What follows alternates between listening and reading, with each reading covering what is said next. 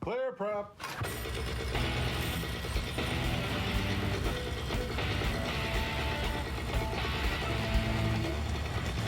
Hey, hello everyone, Sean Symons, PPG Grandpa. Welcome to this week's episode of PPG Grandpa's Paramotor Podcast, clearproptv.com, paratalk.org.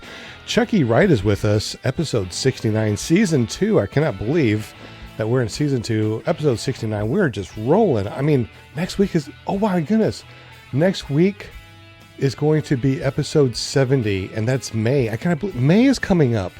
My goodness gracious, that is insane. If you guys have not done so already, please go over to ppgzone.com and register for a free account. You don't have to be a paramotor pilot. You don't need to be an instructor. Just if you want to learn more about paramotors, and because you are registered on ppgzone.com, we are going to start adding you to the spinny wheel of winning things, meaning that you do not have to actually be listening or be watching the show, and you can actually win stuff. Isn't that awesome?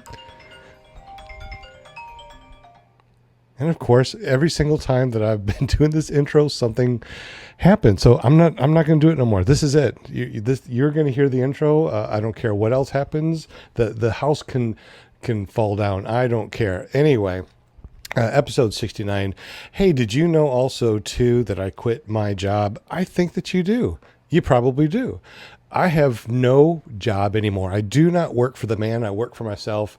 I am going 100% full throttle. Do you like that? Full throttle? 100% full throttle, being an instructor for paramotors. We have a school, arkansasParamotor.com, and we are going to be working on that webpage. Matter of fact, motion detected at the garage video security system. See, I'm telling you, there's just way too many things going on over here, which means that I have more time to deal with paramotors, more time to learn about paramotors. So we are also building up paramotorcollege.com, which will be an online college of pretty much everything that you need to learn how to paramotor before you get to an instructor, meaning the school online is just so you have the basic knowledge before you go see an instructor. And you can see any instructor. It's not just me, but because I'm in Arkansas, pretty much central United States, it's easy to get to me. Absolutely.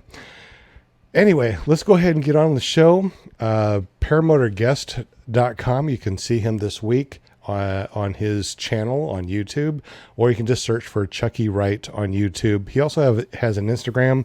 Go to clearproptv.com and you'll be able to learn all about Chucky, learn all about our past guests, and all about everyone here on the panel. Without further ado, have a wonderful day. Thank you for listening. And here we go with episode 69, season 2, Chucky Wright flying to McDonald's on his paramotor.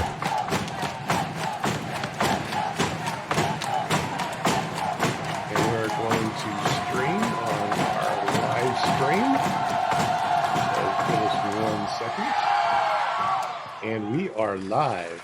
I love it when we are live.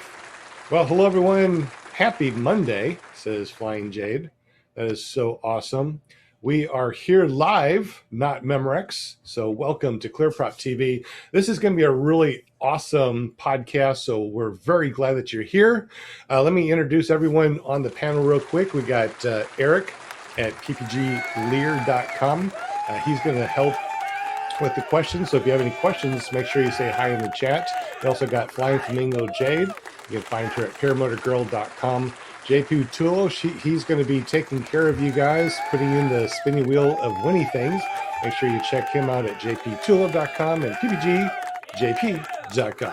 What'd you say? I see you doing this. I don't know what that is all about. Hurry up. Okay. No, that's the spinning motion. I'm spinning the wheel. The spinning wheel. Okay, gotcha.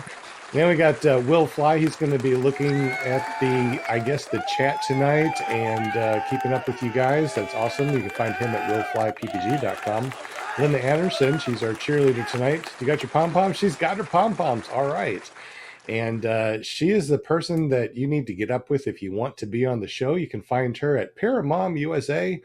paramotorguest.com. We also got Never Trust a Skinny Chef Shane. Welcome, Shane. He is our resident comedian. He also flies paramotors and he cooks a lot. I guess that's because of his name, Never Trust a Skinny Chef Shane. You can find him at ppgshane.com. Tonight, our guest, this is going to be so cool, and I so thank you for joining us tonight. We have Chucky Wright, or Charles Wright, whichever way you want to say his name. He says, you can just call me either one. So I think I'll call you Chucky. I like Chucky. It sounds good. It sounds like a good movie that I like. Anyways, if you guys want to find him real quick, make sure you go to paramotorguest.com and it'll go to his YouTube channel. Matter of fact, look at the links down below. You're going to see the flying to McDonald's on my paramotor. That's the one that we're going to be talking about tonight. So, Chucky Wright, welcome to the show. Thanks for having me, man. Absolutely. Now, you're going to be driving home tonight in your car. So we got you in the car, and then you're going to switch over to your computer later. Is that correct? I'll try to transition to it, and if I can, I'll just stay on my phone. That sounds fine. That's no problem at all. We appreciate you. So anyway, if you want to watch us, make sure you go to clearproptv.com, and you're probably listening to us on paratalk.org. All right, Chucky, do me a favor. Tell us a little bit about yourself and all the cool things that you are involved in. I mean, you do weights, you do extreme sports. What are the cool things that you do? So I work at an automotive company. I work on braking systems. It's called ZF Automotive. Do electrical on the side, and to kind of get into my hobbies. They range everywhere from I do powerlifting, men's physique. I've done Ninja Warrior. I've done every kind of board sport you could possibly think of. Primarily surfing, snowboarding, and skateboarding. I free dive, which is diving extremely deep and holding your breath. I also scuba dive. Also paramotor and ride motorcycles, and I mean there's a bunch more out there. I'm just trying to think them off the top of my head. I do parkour, free running, all that kind of stuff, gymnastics. I mean every kind of sport you think of that's kind of extreme. I've either tried it or I'm still currently doing it. Well, you've done a lot so far, and you also did a little paramotoring. What do you think about paramotoring compared to all your other sports that you've done? First getting into it, it's definitely a more nerve-wracking sport, I guess. I'm not scared of heights, but I guess for someone that's not very acclimated to being up higher, not very comfortable with it, it was definitely a little nervous for my first flight. After that, you get jitters every here and there, like my third, fourth flight, and then after that, it started to kind of go away, and you gain confidence until you have something a little sketchy happen, and then you kind of put yourself back a couple steps. And yeah, I don't know, it's intimidating at first. It's a very intimidating thing to look at from the outside in when you're not in the sport. Well, I'm looking at, I went to paramotorguest.com and I see your YouTube channel. It looks like there's a lot of cool things on there right now. You have 18.6 thousand subscribers. So you have a lot of peeps that are watching you, and looking at your videos, looks like you have over 1,000 views on your last one with your one wheel. So if you guys haven't, make sure you go to paramotorguest.com, subscribe to Chucky Wright's YouTube, and his Instagram is also down below here on the video. So make sure you go check him out. We're going to scroll over real quick on your videos and find your famous video of flying to McDonald's on your paramotor. And we're going to go through that tonight. But before we do that, tell us a little bit about some of these really cool sports that you've done. You've done motorsports, you said? I've done dirt bikes, motocross. Did a lot of autocross racing. I had an Evo 9 that I did autocross with. I did it in my Benz too as well. I had an AMG. Drag racing, drifting. In terms of other motorsports, I guess motorized boards, like longboard stuff like that. But I'm trying to think of other motorsports I've done. There's really doesn't seem like there's much that you have done. Not many more. Quads and stuff like that, but nothing crazy with that. Just kind of trail riding and stuff. So yeah, no, mainly just dirt bikes and cars, like the different aspects of cars, what you can do with that. So real quick too, did you get your general aviation's pilot's license, or are you just going to stick with paramotor or what? I am planning on getting my aviation license actually. This coming April when I turn 27 is when I actually plan on taking that whole course accelerated in about a month. So Okay. That was another next thing I was year going this to ask time. you. That's another thing I was Yep. going to ask you how old you were. So you're 26 now. Correct. I just turned 26. Okay. So you got a year before you get your GA license. Yes. Cool. You paramotor, have you thought about going to any fly-ins or anything like that? I have. Well, there's a couple that are happening in Michigan. I don't know if it's called Clearwater. I think that's one of the ones, whatever Fly Michigan PPG puts on. I saw their little event thing. So I'm going to try to go to that. I'm a little timid on it, but I'm sure they'll be friendly and welcoming, even though I've had, a lot of the older people in the community not been too fond of some of my videos. So it's, one of those, do I show up and I get ridiculed, or do I show up and they're all pretty cool? So we'll see. I'm still going to go regardless. I think that the paramotor community is really kind. We want to make sure that, everyone that flies is safe and, makes a, good name for the sport and stuff. Yep. And you self-trained, is that correct? Yes, sir. Yeah, And unfortunately. but you also plan on going to Aviator PPG, right? I do. This winter, I do plan on going there. Okay, so you want to just get up there and start to fly, and now you're like, okay, there's a lot of things that I really need to know. And unfortunately, there's a lot of things that you don't know because you just don't know, right? Correct. I guess we can run through your paramotor video. Now, you saw Tucker Gott flying to McDonald's on his paramotor. I think everyone's seen it. Yeah. Everyone saw that. And you're like, okay, I'm going to fly a paramotor and fly to McDonald's on my paramotor. Yeah, go ahead. Before we start showing your video, we're going to do a screen share. Just so everyone knows, there's a lot of things that Chucky has done wrong, and we talked about this. And the reason why he's on this podcast is to go over this. And we want him to feel welcome into the community, and we want to make sure that the questions that we ask him are questions that are kind. Ask him questions, but just be kind about it. We got the moderators in the background, so don't be mean. But we're going to be showing your paramotor flying to McDonald's on your paramotor. And as we play this, can you do me a little favor and kind of let us know what's going on and what you're thinking? And yeah, for sure. What's going on in my mind when I'm doing all this stuff? For sure. Absolutely. So there we go. We're going to fly to McDonald's. And I have not been to McDonald's in about 12 years and not ordered anything from their menu because I don't really like to eat fast food.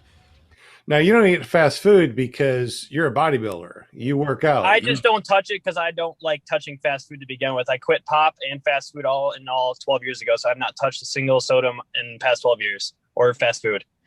So that's the reason why you decided to get an apple pie and water, because Yeah, closest thing to like naturals can be. Exactly. Now, when you started to do this video, did you think I'm going to try to do this very similar to Tucker Gott's video, or did you have a different, way that you wanted to do this video? Honestly, I saw his way of doing it. I didn't really think anything like miraculous of it. Like I didn't really have the correct setup to do it the way he did it. I don't live in the kind of location that he lives in to do it. So I kind of just worked with, all I did was I went to maps. I looked at where I could take off from, what would be the closest distance to it, and then where I could land at the nearest McDonald's with the largest open field.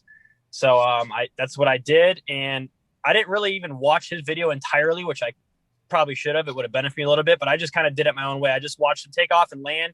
And then I kind of just clicked out of the video. I'm like, oh, that's pretty cool. He got McDonald's, he flew there, and that's all I cared about. And then I'm like, let me go recreate my own thing. But I didn't get into paramotoring, or I didn't want to make this video strictly based off him. I was going to fly somewhere. I was actually planning on going to Chick-fil-A before he even went there. And I couldn't do it because it's all over a huge city. So I couldn't fly over, all the houses and whatnot. So no, I winged it. I knew exactly where I needed to land. I picked out the spots on the map, and I knew I was just going to walk through there, order, go back, set up, and take off. And that was my goal. Just go there, come back, and that was it. Did you look on Google Maps? Correct. To see, how much room there was, and then you went over to McDonald's, or did you just fly there? Did you, check out McDonald's before you landed, or what? So I know this McDonald's, like I pass it like all the time going to the highway. So I know the McDonald's, I know that field behind it. I know how big the actual field is. So I looked on the map exactly where I could fly to get to this field. And then I kind of just mapped it out on the maps, and I'm like, I know how to get there. It's like, you can literally see it from once I get to like 1,000 feet, you can see the location. I'm like, it's not too difficult to get to. It was maybe like 3 or 4 miles, maybe 5. Mm-hmm. And it seemed like a pretty straightforward operation. So I didn't really seem there was going to be any incidents per se. So looks like you have a huge field here to land, which is pretty awesome. Yeah, I had a decent amount of field there, so I wasn't really worried about the landing or takeoff. Anybody on the panel have any questions, or do we have any questions in the chat that we need to address? How long? There is a question. What? 2 people said something at once right there. How long of a trip was it? How long of a flight? To get there, I was chilling. So maybe like 12, 15 minutes. Oh, nothing. So maybe a couple miles. Yeah. That wing doesn't go very quick. It's, like I said, a little big for me. Velocity core? Yeah, 30. So it's, like I said, huge for my size. On a side note, I think they just released a core too. Oh, did they? Yeah, just since we're talking paramotors. I just saw Blackhawk, yeah. So I saw that. But anyways, McDonald's. Were you planning on going in? I was. I couldn't because they weren't allowing customers to come in. I was going to walk in there with everything on besides my wing. That would have been a good thumbnail. Because I was going to get a picture of myself standing at the counter with everything on, with my food in my hand. That would have been awesome. You could have got your burger, or you could have stopped at that Exxon over there, topped off, came over here, went through drive-through. You could have just done a lot of stuff. Yeah, you could have, honestly. There's a Tim Hortons right next door, too. You should have gotten someone to get a picture of you standing at the drive-thru with your paramotor on your back, man. That would have been viral on Instagram. No, it's not like he can't do that. Still, I mean, yeah. All right, Sean knows. I got some ideas coming up. Awesome, please. Dude, yeah. Yeah, of course. You can hear in her voice. She's completely baffled because they have a video. See you. All right, your total's gonna be 126 at the first window. All right, thank you.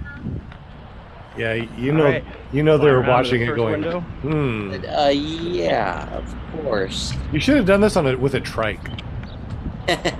Oh, that would have been difficult and loud. Then you could have just, rolled through. I don't know how trikes work yet. So in terms of landing in that field, I feel like that wasn't enough space. In the water? Yep. Try not to make eye contact with you. What's the story on that? I flew here. Oh. Yeah. That's pretty nice. Yeah. Figured it'd be a different way to get food. Thanks, you too. I'm sure that person in front of you is like, what is... done is walk through McDonald's drive-through. Yeah, that person in front of you is probably like, what is going on? Now, you said that there was some questions in the chat. Anybody want to ask those questions? There we go. I'm on now. Yeah, I had a question about the Chucky. If you don't mind, I can see it's daylight, but could you talk a little bit about the conditions that you flew in at the time? For sure. The winds. So I took off going into the west, and the winds were coming out of the west at about 7-8 miles an hour with gusts up to 11. So nothing crazy. And then on my way back, what it said, at least on my little meter, I didn't show it in the video, but I checked and it was about 5 mile an hour winds still coming out of the west. So I actually kind of took off at an angle with the wind against the wind, kind of, if that makes sense. So it was kind of behind me, but kind of at the side of myself too. So I had low winds though throughout the entire flight. Weather was probably 48 degrees, something like that, 45 degrees. So who's this helping you out? So actually, this guy is the guy that was in Tucker Gott's video that ran into the power lines. What? Yeah, he saw me from the McDonald's drive-thru, and that's I added him on Facebook. But yeah, he's the one where he's just flying across that farm field, and he hit he went to turn left at like the last second, and he hit the power lines. Is this Santa? I don't know what his name is, or not sure his exact name. I can look it up on Facebook, but I mean, is this the Santa guy that had the trike and went into the power lines? Or no. He was in a foot launch. He fuck, I can't. This is the one that someone was. This was one of the crash videos, guys. This is one of Tucker's. Like, he's reviewing the crash videos on people that sent him in clips. He's the one that hit the power line and like went down pretty hard. Okay, I remember that one. All right, that's cool that you met up with him. He just saw me and he's like, "Hey, you need a hand, whatever?" And I'm like, "Yeah, for sure." Like, he's What like, "Yeah, I are just the got out." odds of that? I know. What are the odds? He just got out of the sport because of that injury, so he's kind of said he's still kind of scared and timid to get back into it. And go figure, nothing bad had happened to me yet until we start having a series of unfortunate events here right now. Dude, he just poured all his bad luck onto you. Couldn't let him touch your wing. Yep, he delivered. Well, it looked like it was an easy launch.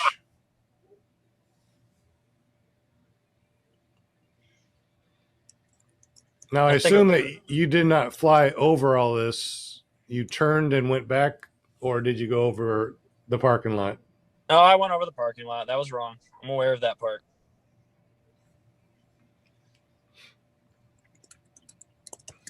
All right, let's go ahead and listen. Now, this is where you had your motor out. So what happened here was my throttle cable actually somehow slipped or moved back too far in between the cage and it hit my prop, as you guys see later in the video. Well, I guess you were not too far away from anything. And I guess you had a pretty safe landing. Looks like no issue there. Landing. All right. So what were you thinking here? Wow, that was weird. I don't know what I hit. What I'm thinking here, right before I go to look at whatever had occurred, was I knew something hit in the back. I'm like, something was loose, something hit. I thought it was my my pull start cable that nicked the prop. But I looked over to my left and I saw that it was still stowed away. So I knew it was my throttle cable as I was coming in for the landing. I already knew it.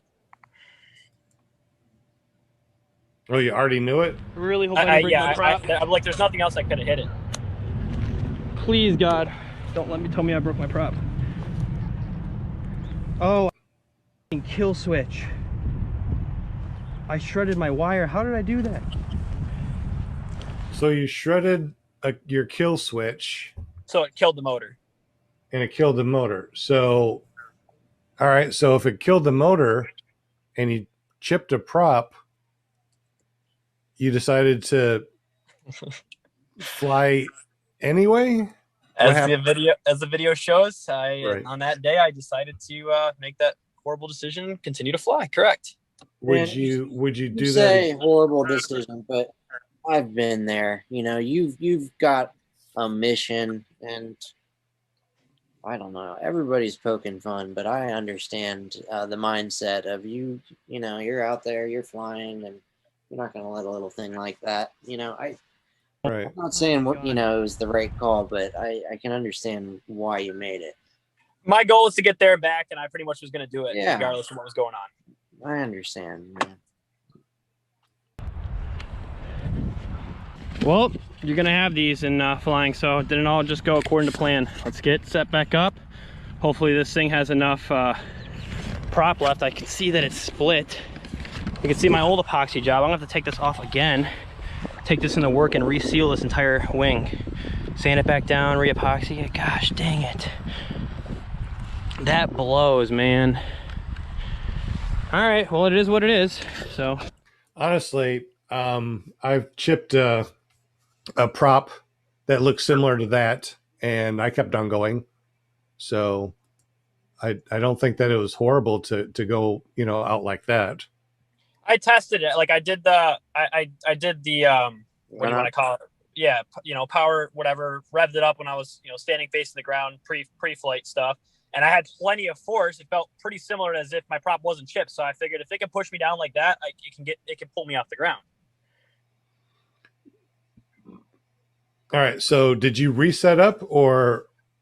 So here I kind of just quickly reset up. I did not take my time. I was already kind of getting annoyed after realizing that I was kind of pissed. I wasn't thinking completely straight. And then obviously, as you see, I got back up my main goal was to make sure that I had my throttle cable in my hand the entire time.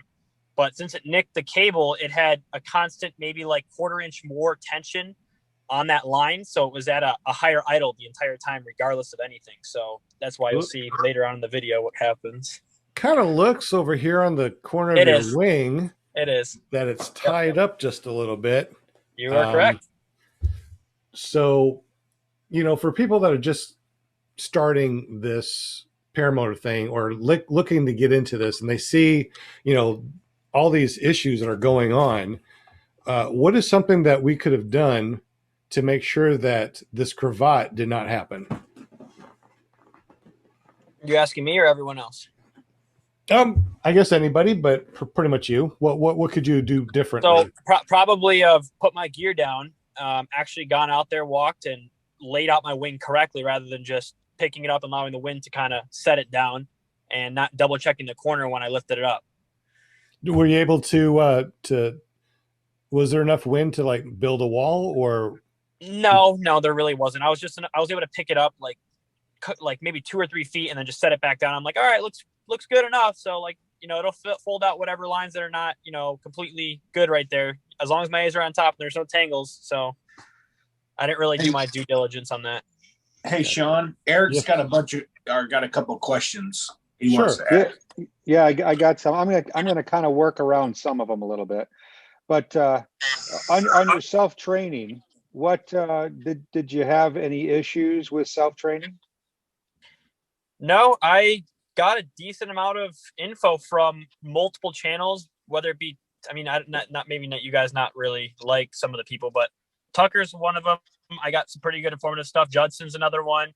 That Del Sanchez guy that not everyone probably likes. And then the other bald dude, I'm trying to think of his name, who's really aggressive, like the Harley dude, who only likes to fly those air concept, air tops, whatever those ones are called.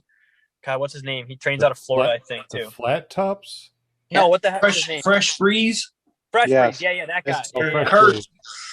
Captain Kurt. Captain Kurt. Yeah, that guy. So I got a decent amount of like ground experience from them, and then I watched enough people, kind of showing but not showing at the same time how to take off, saying, hey, this isn't an instructional video. This is more or less, YouTube, how I do this stuff. So I just went based off their videos, and that's how I kind of learned.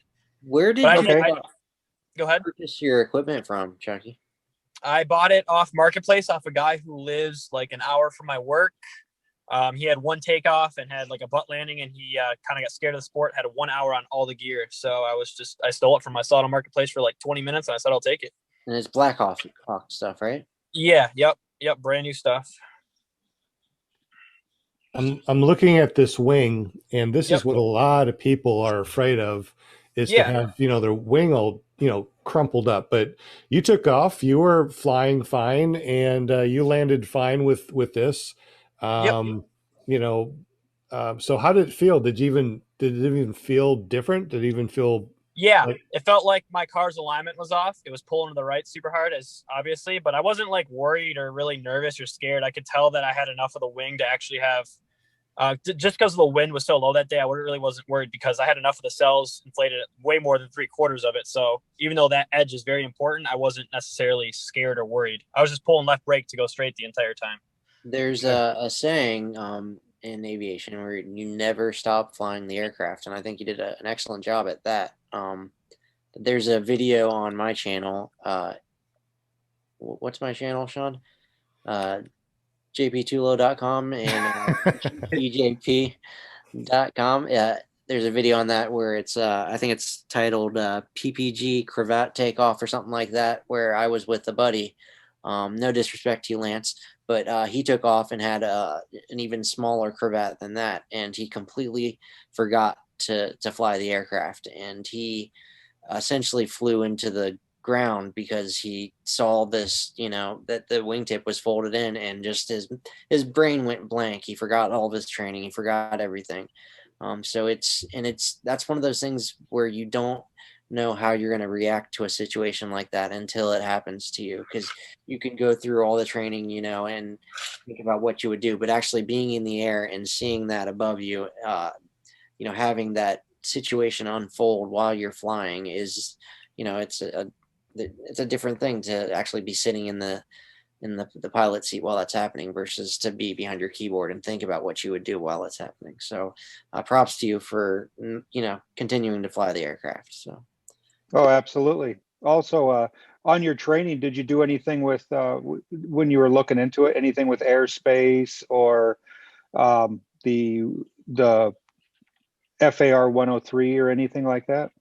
So I live on Grosjean, which is a little island down south. Just kind of sum up your question. It's a huge airport, and I had talked to the airport manager, the guy who oversees the grounds, and he basically said there was one other guy that paramotors out of here, and he said that he's going to designate a spot for paramotors. So after I kind of found that out, and I found out there's plenty of open area and water to fly over, and I'm like, oh, thermals aren't really a huge factor over water.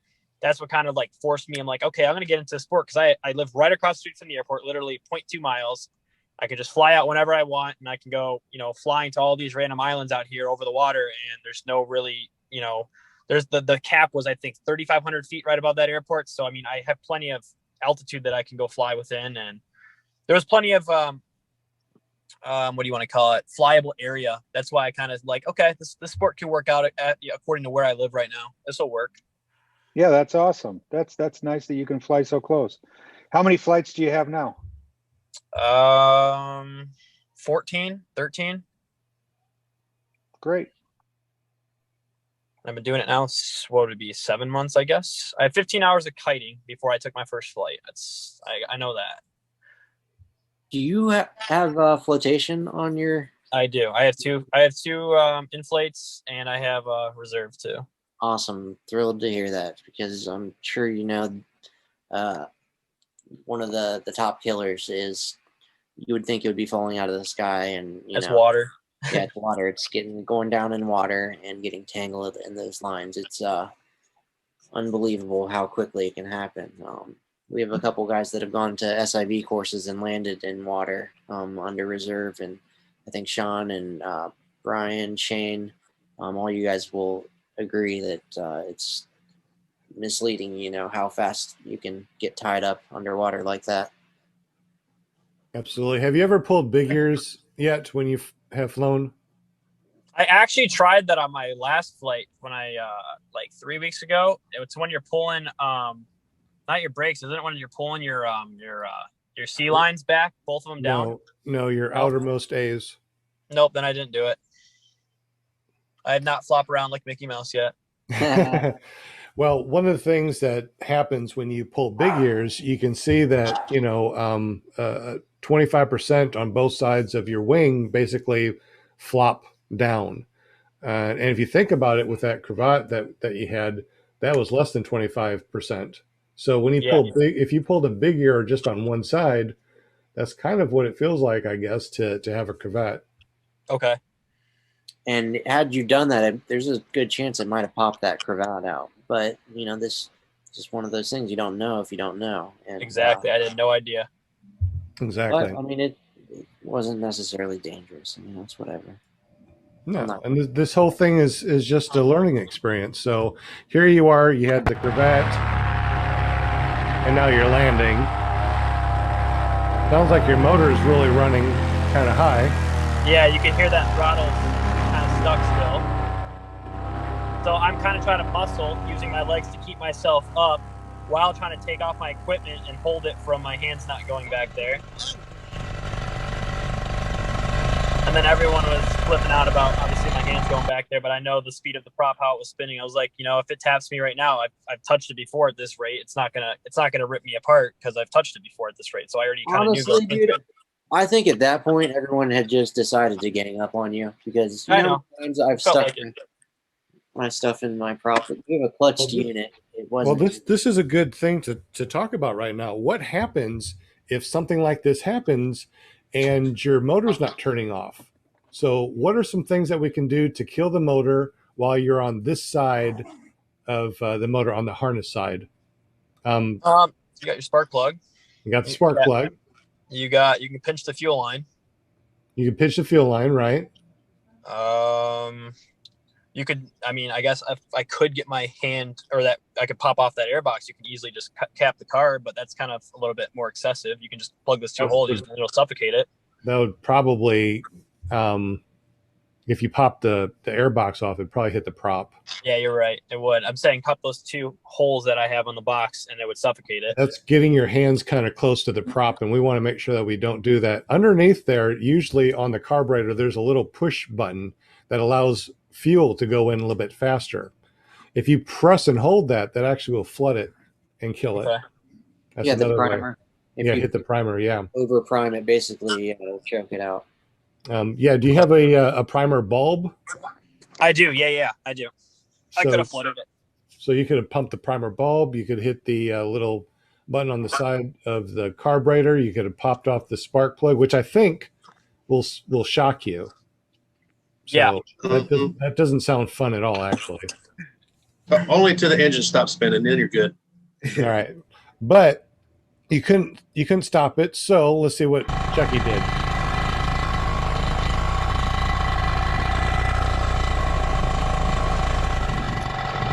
Wow, dude, that was so sketchy.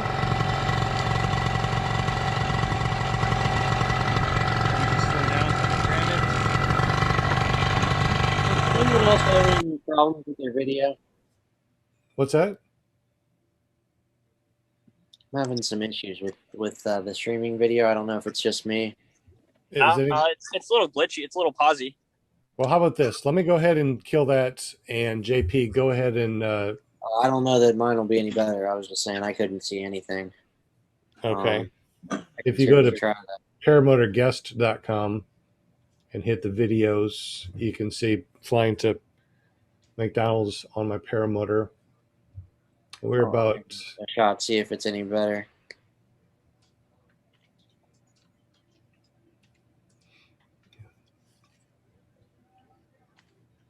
there we go.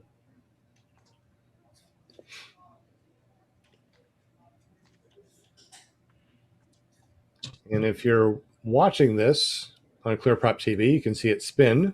If you're listening to us, we're waiting for the video to pop back up. Oh my God, so many ads. YouTube, you're killing me. Well, you Dude, know. I don't know how there's so many ads. I don't put ads in there. All right, so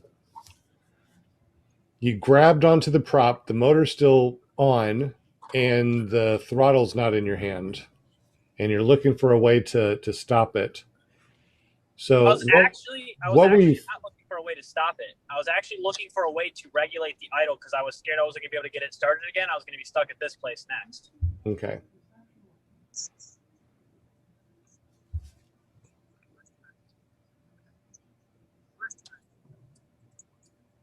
I can't hear what he's saying. So he's basically saying that's a lot of firsts. You know, it's the first time he had an engine out, first time he landed somewhere else. Ooh, I'm like, do you think I still have enough light, or you feel I have enough cells to keep me up? And then I First guess time on the Corvette. the fourth thing is the first time my throttle gets stuck basically wide open.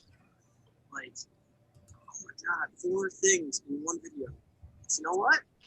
Overall, it was a good flight. Oh yeah. No, I've already checked. It's not. That's Can you guys hear him okay? It's kind of choppy on my side. plenty of fuel. I ended up cruising around. No, I can't. All I right. can make it out a little bit. I can't make Yeah, out I'll anything just he's kill it. saying. We need better internet. So All right, so I guess we can continue to chat with Chucky, and you know, what were you thinking when you landed? Everything was chopped up. You couldn't stop the motor. What were you thinking? What was going through your mind? When I landed after the wing tied up, Yeah. I was honestly just, once I landed, I was trying to just get the idle under control. And as dumb as it sounds, just being an immature kid, I was like, well, I might as well eat the apple pie here for a sec and then get back up in the air and try to make it back the rest of the way. I was kind of just stoked that my wing wasn't damaged by any means when I had that, because I thought my wing was actually damaged. I was like kind of shitting myself on that one. Right. But no, I was happy that I just saw the wires. I'm like, okay, all this stuff can be soldered back together. My airbox was fine. Everything else seemed to be relatively fine. The only really real damage was my props. So literally, it still costed me $0 to fix everything that I had damage to, which I was stoked about. Well, is there any questions in the chat? or there's none in the chat. I got a couple. Okay. So what other board sports are you into? Oh, we got longboarding, skateboarding, like skateboarding, not just riding a skateboard, like going to parks, going up, riding vert, rails, stairs, all that kind of stuff. Snowboarding, terrain parks, big mountain stuff. Surfing, I go surfing out in Grand Haven, the Great Lakes. Dirt boarding, so downhill dirt boarding. The board sports, I'm trying to think what else I've done, I guess, like the downhill longboarding stuff where you're cruising at like 40 miles an hour and you're doing the cars and whatnot. I'm not really exactly sure what to call it, but I think it's called free riding or something of that sort. So you ride a board pretty much any which way you can. Yeah, I'm very how can you say it, equated to a board. I'm very comfortable on a board. That's my safe zone as a board. Wow, sounds like you do a lot. I'd like to know about those fly-ins over in Michigan. We're on the other side of the lake over in Wisconsin. Okay. Definitely like to meet up with you over there at those fly-ins. I think everybody would be fine with you. It's a pretty good community. Okay, sweet. Well, I'm definitely looking forward to that. I'd love to meet you as well. Yeah, I think it's in Clearwater, so I don't know if that's closer to Indiana. I don't know if anybody knows where that's at. I do not. It's But probably this, about 4 hours from you. Okay, so but this summer or this winter, you're actually going to be going down to Aviator and doing your training, right? Correct. Right on.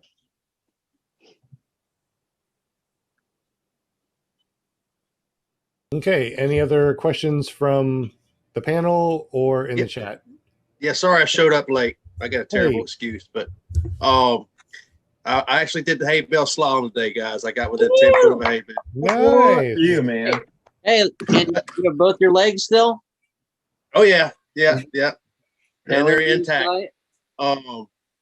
So I got a question for the guest, Charles. What did you order when you went to McDonald's? It was water and a apple pie. That was it. Okay. He's a health food nut. The McDonald's was more of a doing it to do it sort of thing. So yeah, sorry, that's what I get for showing up late, man. I don't know the whole story. Yeah. My bad. Yeah, we already. I have a question. Yeah, I have a question. How was that apple pie? Because I've never had one of those.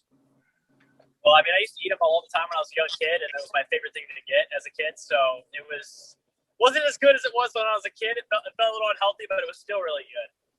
It's still really good.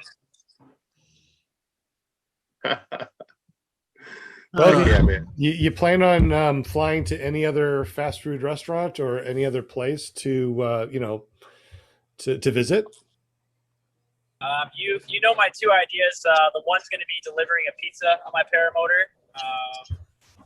The other one, I'm trying to remember what the other one was. So when I actually do get certified for tandem, like I talked to Sean about, I want to actually somehow register a vehicle, and then instead of me showing up in a vehicle as an Uber driver, I actually want to show up in a, depending on who I'm going to pick up and how close they are to an open area and where I can fly.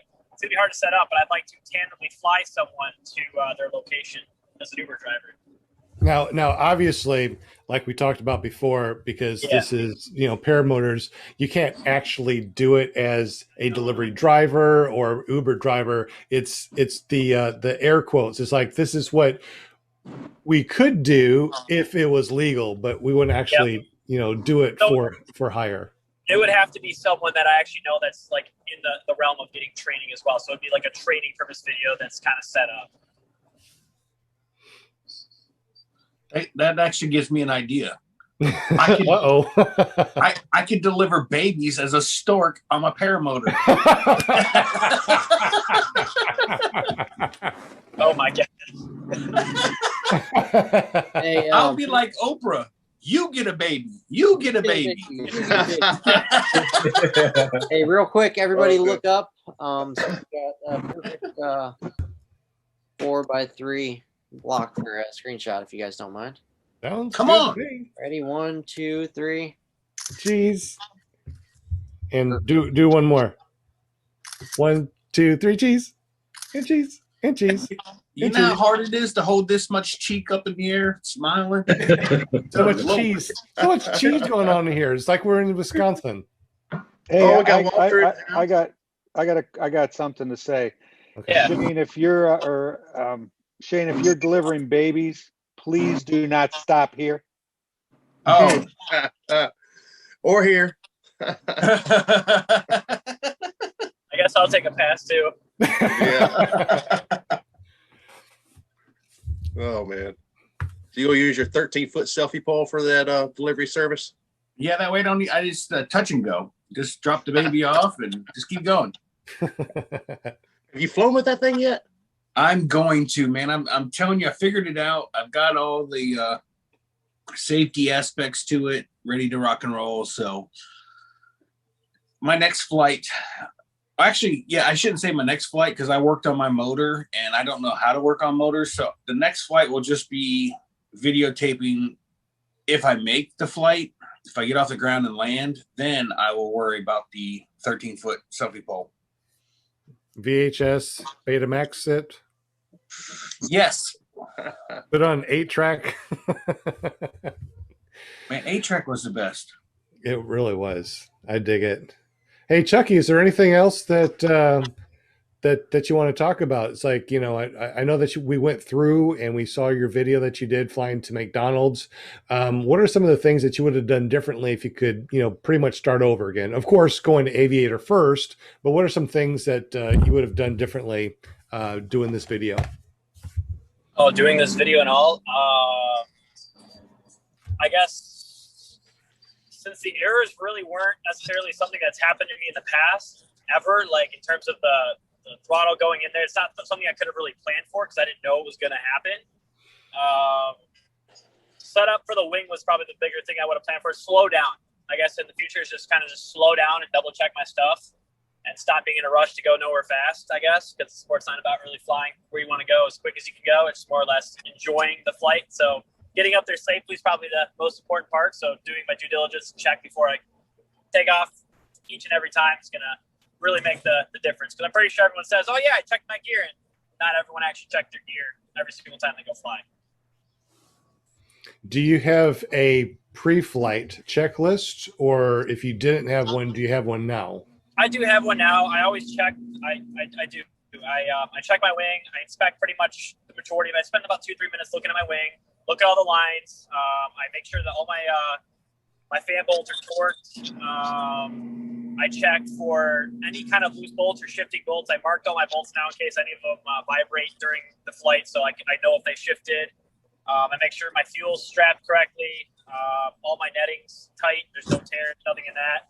My harness points that are connected they're good. I kind of go over it real quick. I give it a good 10-12 minute look down, and then I'm good to go. That's good. Well, that's very good. How about as far as making sure that your throttle doesn't get sucked into the prop again? Did you change up the netting? Maybe put on some straps of some sort so nothing can go back? Did you do anything about that? Yeah, it's strapped now to the actual. So once it comes off the actual throttle body itself, it's strapped now to the frame in a certain area where there's no lenience of tension. It can't go back or forth at all now. It's stuck to that spot, so there is no way it can go between there now. I made sure of that. That's good. All right, we're coming up on 7:45, 7:46 my time, and we're going to do the spinny wheel of Winnie things here in about 15 minutes.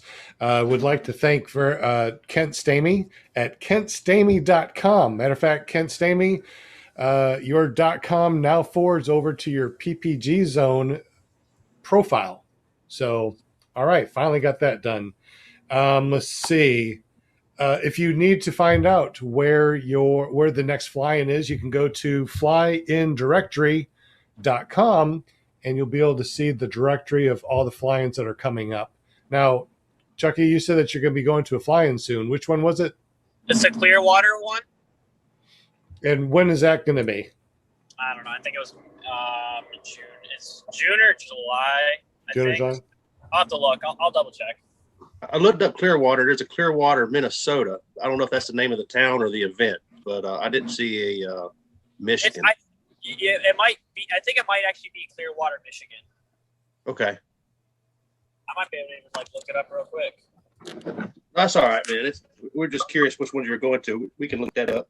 Yeah, we can. Yeah, I we know can there's go a to. Clearwater. There's a Clearwater, Florida. That's not the same, I'm sure.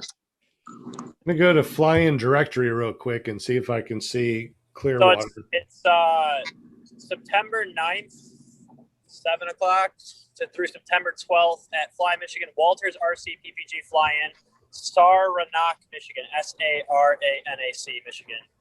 There is 50 people going as of right now. That's where it's at. Saranac, Michigan. That sounds pretty close to us. I think we might have to write that in our calendar. I heard, I might have to get a plane ticket and meet somebody there with a fifth wheel with a toy hauler on the back. There you go. We're always here. And then what wing do you fly? I fly a Velocity Core 30. I'm going to keep that for future tandems, but I'm going to get a Speedster 22 or 24 or the Spider 3. Okay. I love my Spider, man. I'm I've heard sorry, great what was the wing that you've been flying? It's a Velocity Core 30. Okay. So, Is that an A-rated wing? Do you know? Yeah, it's an A-rated wing. And how much do you weigh? I weigh 195. So with my gear all loaded up, I'm like 280. Yeah, 280. 285. Not really loaded up on that wing. No. So that's a 30-meter wing. Is that right? Yep. Okay. Yeah, I had about the same amount of weight on my 28 Mojo for the first year. So you're a little loaded on the light side, I think. I am very. You're going to have to work out more and get more muscle mass. I'm just going to get a different wing this summer. Charles, Walter here from Australia. How are you? Saw your vlog. Man, I was quite amazed that you kept going because of all the small incidents that ended up to your flight. But yeah, congrats on doing it. Yeah, great. How is everyone there? Good, Walter. How you doing?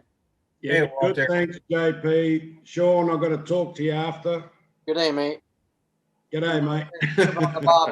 Hey, mate. Get some shrimp on the bobby.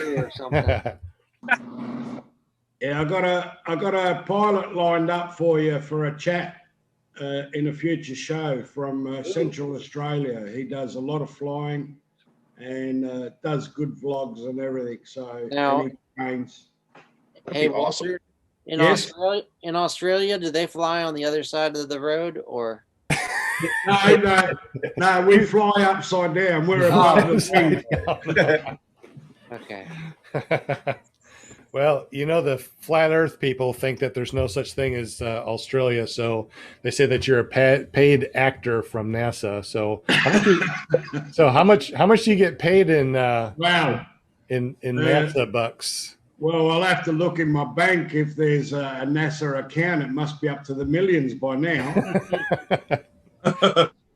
So no need to pay for your shipping over there. Walter's got it. Yeah. No, I'll come over there and pick it up if I go. Yeah. All right. Do we need to pick all of yous up? Bring you back here. Yeah, shout out. We got several people in the chat that have donated. We got DP gave $5, Tyler gave 10, and just now Flying Bear Man gave 5. Appreciate it, guys. Oh, thank you very much. Flying Bear Man for 2-cycle oil. Thank you very much. Who's Flying Bear Man? I don't recall seeing him as new one. Are you new, Flying Bear Man? I've seen him before in here. Have you? Okay. Yeah. Well, thank you very much. I appreciate you. Tyler, Vowles, DP, Kent Stamey. Looks like there's a couple of questions up here, too, that I didn't see from Bill H. Chuck, do you know that you are helping beginners? From not messing up, or from not messing I think that's true. I mean, you know, one of the things that we wanted to do is to highlight people that are new to the sport that, you know, may have done some things that, you know, they're like, well, if I would have done this, it wouldn't have happened. And we're looking at your video, or we looked at this video today, and with your help, there's a lot of things that, you know, we as new pilots would not do again. Or if something happens like the little cravat, we know that, okay, just fly it and land it, it'll be no problem. If there's the motor doesn't stop, there's a way of, you know, popping off the spark plug, which sounds shocking, but you can also pump the bulb. You can push that little button on the side of your carburetor to kill the motor. Now, if you okay, so that happened when you landed again. Wait, was that? Wait a minute. That was the final landing. Is when you're trying to kill the motor. I landed 4 times total. Okay, and the last time was trying to kill the motor. Now, the last time I landed was actually when I landed at my van, like to go home. Like the second last time was the one I was trying to kill the motor. Were you able to kill the motor the last time when you landed? Then I did. I didn't have my GoPro on for it, and I was able to get it started back up too. Okay, obviously. Good deal. Adam Martin donated $10, beer money. Oh, I know I'm going to be getting some beer. Thank you so much, Adam. Let's see. I know, right? Only after 8 o'clock, right, Shane? Right. It's almost 9 o'clock there. You realize that? Yeah, it's 9 o'clock. Well, I got 7:54 here, and I know that after 8 o'clock, Shane and I decided that we're going to. Well, he decided he's going to drink only after 8, and I'm like, you know what? That sounds good. I'm going to do the same thing. Mark H. PPG Trike Jockey said, "Have you read through your FAR 103 about rules and regulations?" I didn't really necessarily have to. I mean, yes, I have, but now saying I don't have to necessarily read through them because I've talked to the FAA actually twice now, and they've gone over. This fine gentleman has gone over them. It's been about an hour. Did we lose him? Pardon? I think we lost you for a second. We lost the whole FAA thing. Okay, well, sum up what I just said. I had talked to someone that was on the FAA when I had a flight where I deleted the video. It's no longer on my YouTube, but I flew to 10,000 feet in a Class B airspace. Would have been a great video for people to learn from. Yeah, so I had an hour talk with him, and he basically went over all those rules in the first 10 minutes and then added to it the history on everything and whatnot. You know, just a bunch of added intel that I was very thankful for. And I'm able to talk to him about if I have anything sketchy. I ask him before I do it. I know I'm in the clear if he gives me the okay. Okay, I guess that was a question that I heard too. It's like, has the FAA contacted you about this particular flight or any flights? No, I contacted them before they had the chance to contact me. So I literally, because I was kind of nervous about it because I got in trouble for the 10,000 foot one. So I knew maybe this one's a little sketchy because I did fly over a couple of houses in a parking lot. So I called and I asked, hey, is this flight a little sketchy? So he literally watched the video over with me, the original version, until I edited out the stuff that he told me to. And he kind of told me here and there, he's like, hey, just get rid of this. You know, for next time, don't do this. So I'd rather tell him what was going on than rather him call me and tell me what I did wrong and then get in trouble from there. He had you edit out certain stuff? Just stuff that, you know, if someone does have a question about things, like as you can see when I had the motor out, I had the full clip of me completely turning around, coming all the way around, you know, everything else entailed in there. I had the next takeoff flying over everything, but I cut all that stuff. So, you know, no one really had any speculation as to where I fly. The only thing I didn't cut was the parking lot thing. Huh. Okay. Also, another question is still from Mark H. Have you looked over airspace and info reading weather for airspace info and reading weather, like for PPG? I have my wind mapper that I check for my winds, and then I have my balloon app that I check for different winds at different altitudes. Obviously, never fly when it's going to rain or anything of that sort. I only fly normally on sunny days. And I know all my my upside down wedding cakes, and I've watched a couple of videos on that. I understand how that works, and I have my VFR maps that I use before my flights, depending on what location I'm at and where I'm planning on going. So yeah, I know exactly kind of my boundaries now. Gotcha. Terry Moore asked, what issues have you had by self-training? What issues have I had? So the biggest issue from self-training, I would say, was my first takeoff was no problem. I was able to get off the ground without an issue. But my landing, right? No one really was there talking into my ear, teaching me, hey, this is when you need to pull your brake. This is when you need to pull your brake. So thankfully, I was athletic enough to squat my first landing essentially and not fall over.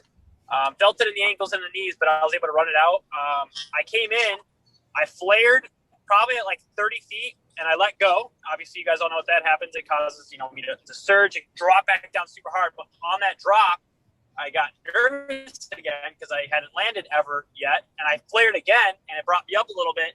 And then it probably dropped me from about, I don't know, I'd say 6 or 7 feet. And thankfully, I was strong enough to take that impact and stand on my feet. But I was like, I learned to wait till like I would get to about 4 or 5 feet. My feet are literally doing a foot drag, and then I flare. So I understand the concept now. But that's something that was hard, not being coached through a headset, being told, hey, don't flare. Because I see all these videos, and now I see the videos that say, wait. Okay, now start flaring, and then now pull full brake. It's like that would have been very, very helpful as a new pilot. So have you Chucky, ever I do have a question. In the chat, Terry Moore wants to know, when you were having problems, did you fly over anything you weren't supposed to, like houses? When I was when I had the problems, I ended up having to I could have taken the long way around and landed at another field, but I kind of wanted to land somewhere where I had just had experience landing in. So yeah, I did fly over houses in the emergency standpoint. Yeah, I did. Okay.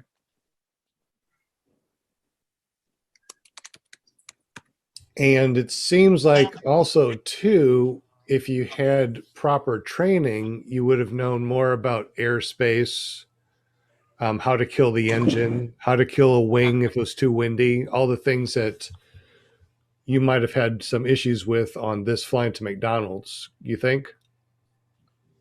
I would agree with that. Okay.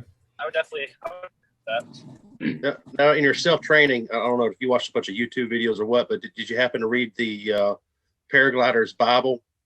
The Bible? No, I have it now, but I did not read it prior to that. No, I found out about it after everything. People recommended it to me after my incidents, not before. Gotcha. Yeah, tons of information in there. No one knew I was going to have the incident. And you said that you kited for 15 hours before you took flight. You have about 17 flights under your belt. And over the course of 8 months? Yeah, so all of winter, I only flew 3 or 4, 5 times, but it was shitty flights because it was 5 to 10 degrees out, which wasn't very enjoyable. And then last summer I had 5 flights, and then now this summer or spring I had 4 or 5 so far. So. And so you're saying about 7 months you've been flying? Yeah, 7 months. Okay. Duration on the gear, 7 months. Guys, putting your hand over the airbox, wouldn't that kill the motor normally? Yeah, we covered that. It's kind of hard to get to, though. And you're putting your hands kind of close to spinning props too, going that way. Yeah, I realise that, but normally kill the air and you'd kill the motor. That's what I'm thinking about. Go-karts, that's what we used to do.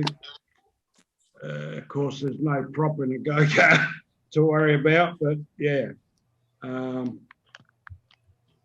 I put Chucky on mute because he was getting out of his car and making some noise. So whenever you get in, Chucky, just go ahead and unmute yourself. It's 8 o'clock. Actually, it's 1 minute after 8 o'clock. And it's time to spin the spinning wheel of Winnie things. And I'm looking around to see what we've got to spin for. Looks like an old used Kirby vacuum cleaner. Great. Yeah. I got a bag of old garbage that I don't need anymore. You've won a 6-day-old popcorn from PPG Grandpa's trash can. Absolutely. Okay, here we go. Linda. Walter, my darling. How are you? Miss you. I missed you. Yeah. All right, you two. Get some cold water on you two. Hey, DP, how are you? DP Superman, how you going? I'm good, man. How are you? You started flying yet? Is that No? No. Next month? May 29th is day one at One Up Adventures. Excellent. May 29th, man. That's got to seem like forever away, doesn't it? Yes, indeed it does. But it's better than nothing. Actually, put my deposit down today, so we're locked in. DP, that means you'll be flying on my birthday, the 2nd of June. Oh, my birthday's the 10th of June. Cool. Really? Yeah. Geminis. Well, happy birthday to both of you. Hey, Dave, is One Up gonna be? Is that school out of Wauchula? I was looking at Airbnbs, and he told me to hang on for a minute. Originally, he said Wauchula, but he said they might do it out of Lake Wales, and he'll let me know shortly. Awesome. Enjoy it. Bill, we'll fly. All right. So whenever you want to spin, go ahead and spin. I found a couple of lanyards and phone ties for our phone to keep them from falling off our paramotors. So what I will do, let me go ahead and take this off of background. No virtual background. And I'll show you what we got here. So we got this type right here. This is the one that goes inside your phone case. So you take your case off. Just took a picture. I took a picture myself. And then you put this inside here. And then you put your phone back on. And now you got a little lanyard. And it even has a little carabiner clip. Oh.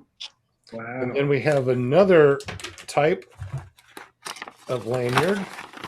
This one is stretchy rubber. Oh. And stretchy here. And what that one does is you put the corners of your phone in like this. Looks like a jock strap. Hey, this is my favorite athletic supporter. So it holds on like this. Does that fit all phones, or just is it like one size fits all? Hey, jock straps, one size fits all, you know. And thanks so much for the visual. There's me. You started it. Trust me, Linda. There's me and my wife when we got married and cutting the cake. Look how young I was. My God. Look at that. The young buck you were. So young back in the day, man. All right, so we got two spins for those two different lanyards. If you already have a lanyard or don't want it, just let us know. Is that a picture in the background of your wife, Sean? Oh, yes, actually it is. Wow. She's pretty. How did she get you? I don't know, but she is so pretty. So yeah, I got a picture right there so I can see her. Dragon Campers. There's Dragon Campers. Show them your shirt. Fresh out the shower. Dragon. Make sure you have pants on too. Well, you can't see that far down. Yeah, you can't see that far down, so who cares, right? Yeah. No Porky Pig in it. And here's our Clear Prop TV shirts, which you can go to iloveppg.com and look through all of our shirts and merch. We're going to be really updating that here in the future. You mean there's some left for me to buy? Hold on. Mark H just made a great pun. Over the shoulder cell phone holder.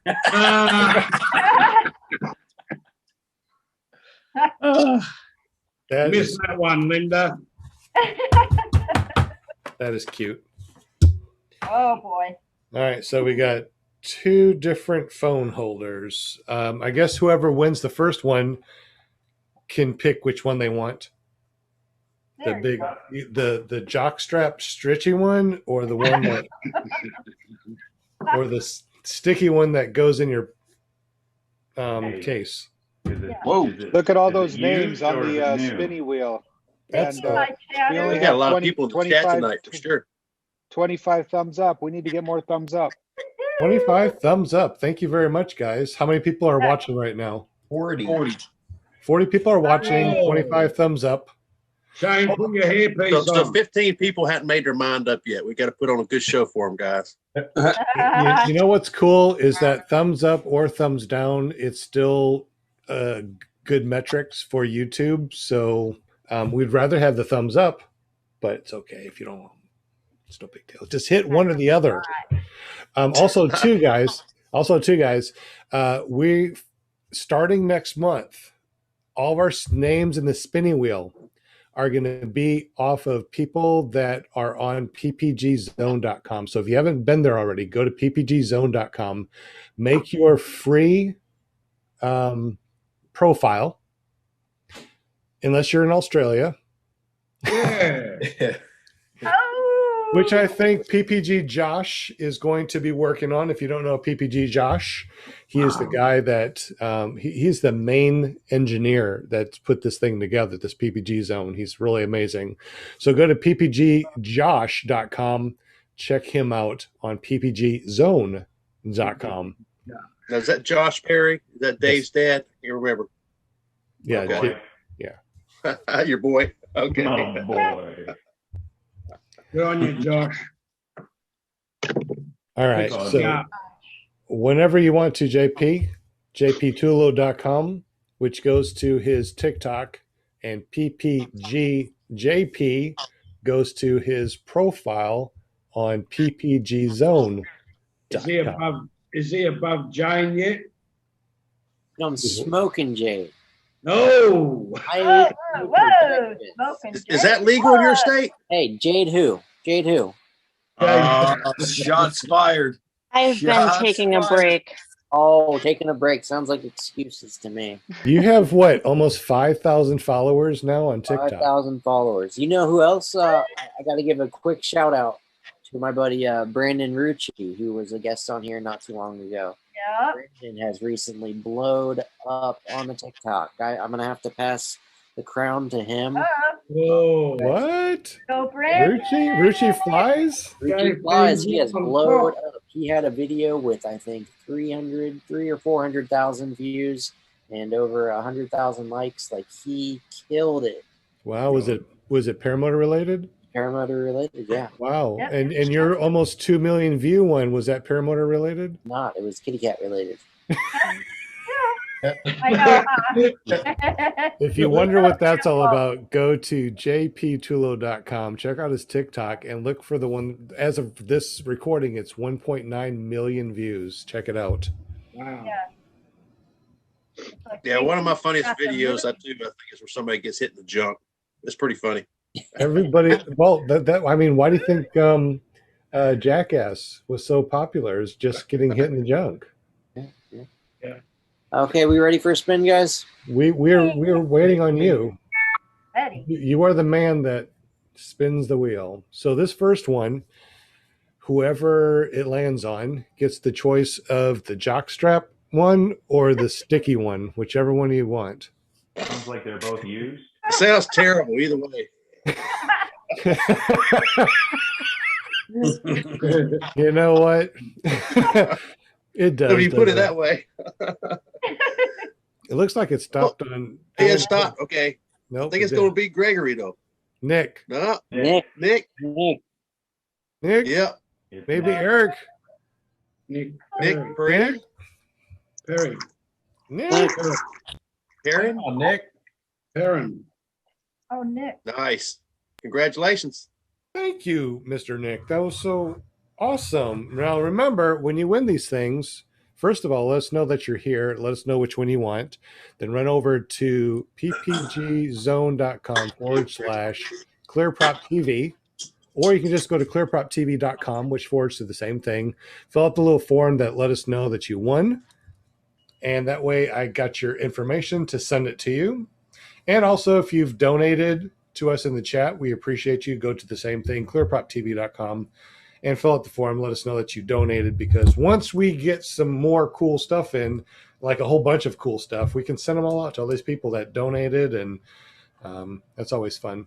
So, Nick, which one do you want? You want the cool jockstrap one or the sticky one? He says, thanks, guys. I'll take the inside case one. Thanks. Okay, the sticky one. Not the sticky jockstrap. The sticky one, not the jockstrap. Gotcha.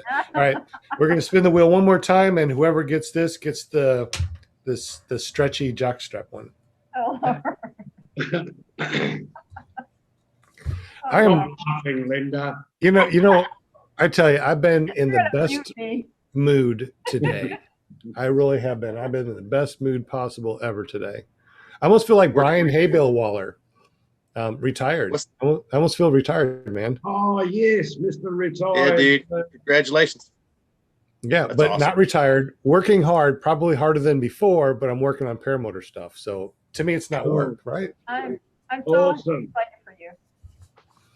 Yeah, good luck. So is this the first time you've been your own boss, that you haven't worked for somebody else? The government No, or something? I was a computer engineer for about 30 years. I had my own computer company, and then when I had the heart issues that we talked about, I decided to work for somebody that was easy, and I did that, loved it, had a great time. But now it's time to be my own boss again. It's nice not to have to work for the man. And JP, whenever you want to spin again, you're more than welcome to spin again. Hey, shout out to John Wayne. He just gave $20. It John says Wayne, darkest landing ever. So he must have just landed.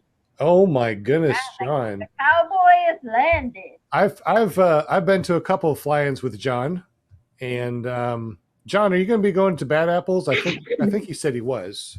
Yeah, he said he was. Oh, somebody's jamming. Real quick. There he is.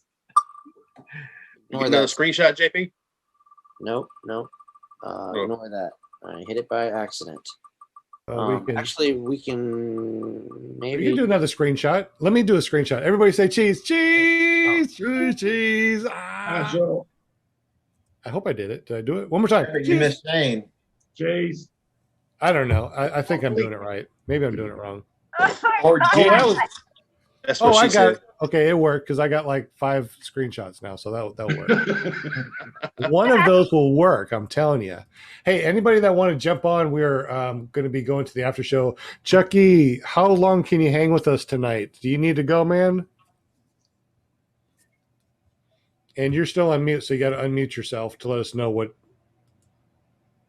real quick. I want to give a shout out to Kent Stamey. Who else? Tyler Vowles, John Wayne, everybody who donated. Thank you guys so much. Thank you. Yeah. Thank you, my chatters. Yeah, Kent Stamey, DP, Tyler Vowles, Flying Bearman. Flying Bearman must be new. I don't recognize you. Thanks for. That's what I said. I didn't recognize him either. Thanks so much, Flying Bearman. Appreciate it, dude. Adam Martin, John Adam Wayne, Martin. thank you guys. Totally Adam Martin appreciate said it. beer money. Absolutely. Thank you, Adam Martin. Now, you guys know that anything that we get here on the show gets turned around and put right back here for Clear Prop TV for prizes and and shipping of the prizes. Hey, We're also real quick, we have neighbor Mary in the house, just so you know. well, hello, neighbor Mary. Mary. Hey, hi. So Chuck, how long can you hang with us? You're good. I can chill. Okay, good deal. Hey, Chuck, can you do me a favor? Can you drop a link of that fly-in Michigan in the chat here? If you could. I looked it up. Yeah, I looked it up. I couldn't find it. Who's it gonna be? Kent Stamey. Kent Stamey. John Wayne? John Mark. Wayne? John Wayne. John Wayne. Yeah, I'm going with John Wayne for sure. Man. He just landed. Mark. John Wayne or Mark? John Wayne or Oh Mark? my gosh, it's so close. John Wayne, coming close. John Wayne. Right on. That was the closest one. Ah, That's Right too on, bad. John. I hate to see those guys. They both probably wanted that jock strap pretty bad. But Nick got the sticky one. Oh, man. oh, God. You guys. John's got the over shoulder bolt holder. Yeah. Cell phone holder. Cell I still phone haven't holder. pulled a cell phone out while I've been flying. I've been flying a year and a half. Come Haven't on, done it. Brian. I know it, man. I've got one that doesn't even work anymore. I just take pictures with it. So You I think I pull literally it out. you have literally pulled bone out of your leg, but not a cell phone. It was an in and out, more of a peekaboo situation. Oh my goodness. It still came out. I'm just saying. Just Oh like my. that's all that come out. Oh, my God. Well, you guys, thank you so much for being on the show. That was the interview part and the spinning, of course. Now, you guys know that we keep talking and we open up the Zoom meeting. So anybody that wants to jump in can jump in, hang with us, probably for another couple hours. And we stream live. And of course, if you Hold want on. to listen, Hold on. John Wayne said, Uh-oh. roll it again, guys. I guess that means spin it again. He doesn't want the Wait. jock strap. you what? What jock Yeah, strap? strap. Can we put the host names on the wheel for a change? I use a jock strap. All right. If you want to, why not? Go ahead. I'll just mess with you. No, seriously. John Wayne said spin Yeah. again, so that opens up everybody. Yes. Spin it. Oh. JP. So anybody that wants to try for it, I don't care. This is John Wayne's donation now. He's donating. Thank you, John Wayne. So it's John Wayne's jock strap. Jock strap, don't you? Yeah, John Wayne. Hey, Sean, Yeah, Charles posted the link to the fly-in in the Zoom meeting. Can you copy and paste that into the chat? absolutely. Yeah, I'm doing that right now too. Okay, Are you? got Okay. you. That's Yeah, most okay. Eric's done all day. Oh, it's not fair. Fly my That's all right. PPG Walters RC PPG fly-in, Michigan. Michigan. Walters? Who's Walter? I see we got Winging It Woody back in. Looks like he was back in his background in his van again, riding. Did he just go flying or what? No, man, I just got off work, off of a cell phone tower. I've been flying okay. at Taylor Airport this week, though. All the guys up in northern Louisiana, I appreciate the hospitality. It's been a lot of fun. Nice. Well, Wing It Woody, let us know when you're coming to Florida. We got some southern hospitality down here as well. All right, for sure. For sure. How tall was the tower, Woody? 150 foot. Did I hear that it was Winging It Woody's birthday too? No, not until November. Oh, okay. Somebody, Holy, Sean, you trying to get brownie points? That's an early. My birthday's coming up in October, man. Somebody We'll talk about said that. something about a birthday earlier in the chat, and I didn't see who it was. Me. Yours is Happy June birthday, 2nd. June. And you're June 10th, you said. Yeah. That's still Go a long ways on, away. go on. This is still April. Oh, that reminds me, guys. I got a quick question. Since we are now officially in the after show, I still want to talk about paramotors, of course, but I have a question about something. We were talking, the panel was talking earlier about the first Monday of every month.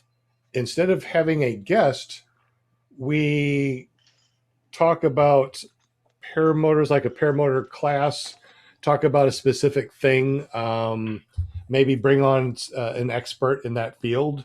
Like if we're talking about airspace or something, we get somebody that knows what they're talking about in airspace and talk about that particular thing. Or what do you guys think? Something about paramotors as far as educational. I think that the first Monday of every month should be an educational podcast. What do you guys think? Awesome. And how would we do that? Maybe we can put our feelers out there for people that are professionals in a specific part of paramotors. You know, like someone that really knows wind and the weather, you know, like Kyle Lowe, maybe have him on and talk to us about, you know, the weather and stuff. Or motors and maintenance. Yeah, please. Motor and maintenance. There you go. Write that So, down, Sean. Like wing care and stuff like that. wing care. There you go.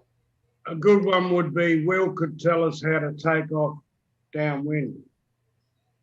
Yeah, I like to talk about downwind trims out landings. Run fast.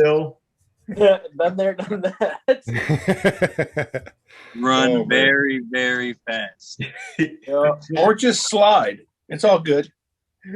So if you guys have any idea of what we can talk about on the first Monday of every month, something educational and something you want to listen to, something you want to hear about, email me at ppggrandpa@gmail.com.